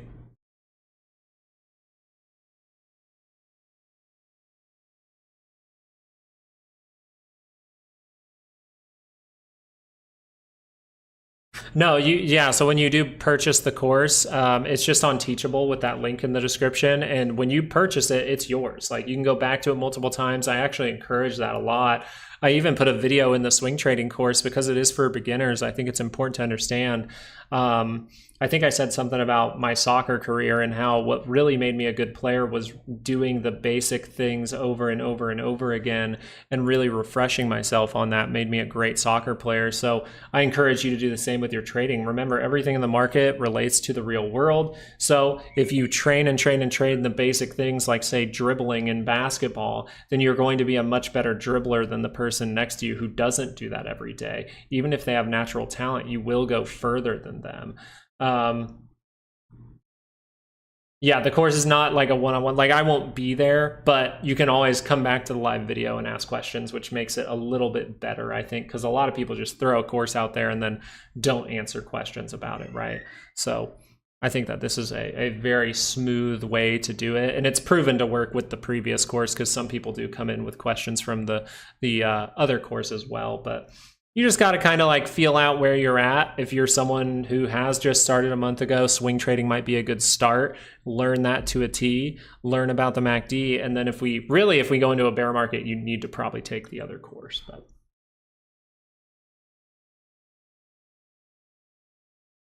the two things don't mix, Spike. Oh God, that's funny. Well, if it makes you feel any better, I actually almost played for Blackburn. I almost played for the Blackburn Academy team when I was about 17 years old. So I actually had connections over there, and I almost got shipped there. My family did not have the money to send me, though. So if that tells you how decent I was. And I'll never say I was the best soccer player ever, but I can tell you right now, like, as far as it goes, I think I had the mentality for it. I was getting very good very quickly once I fully put my head into the game. It was awesome. I remember we had a drill. I was playing against a bunch of semi-pro players, and I was new on the team, and I got made captain after the first week, and I was the new guy. But we did just a keep away drill, and I got to pick my team. So I picked the players who would show up with me and practice with me in the mornings extra, and I used them, and I said, we're not going to let them touch the ball. And we connected like 150 passes together before, and they still didn't touch the ball. I think we held the ball for 10 to 15 minutes straight, and they had to all do sprints. It was awesome. How long is the course? The swing trading one's very simple. It's pretty short. I would say it's only going to be about 2 hours worth of content. Once you get into the next one, it's going to be more around 4 hours to 6 hours worth of content there.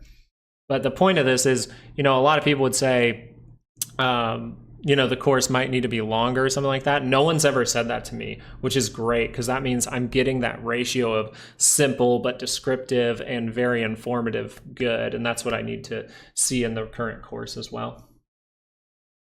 So make sure if you do take it, Hustler Maniac, if you do take the swing trading course, come back and tell me how it was. Tell me what areas confused you so we can see about it.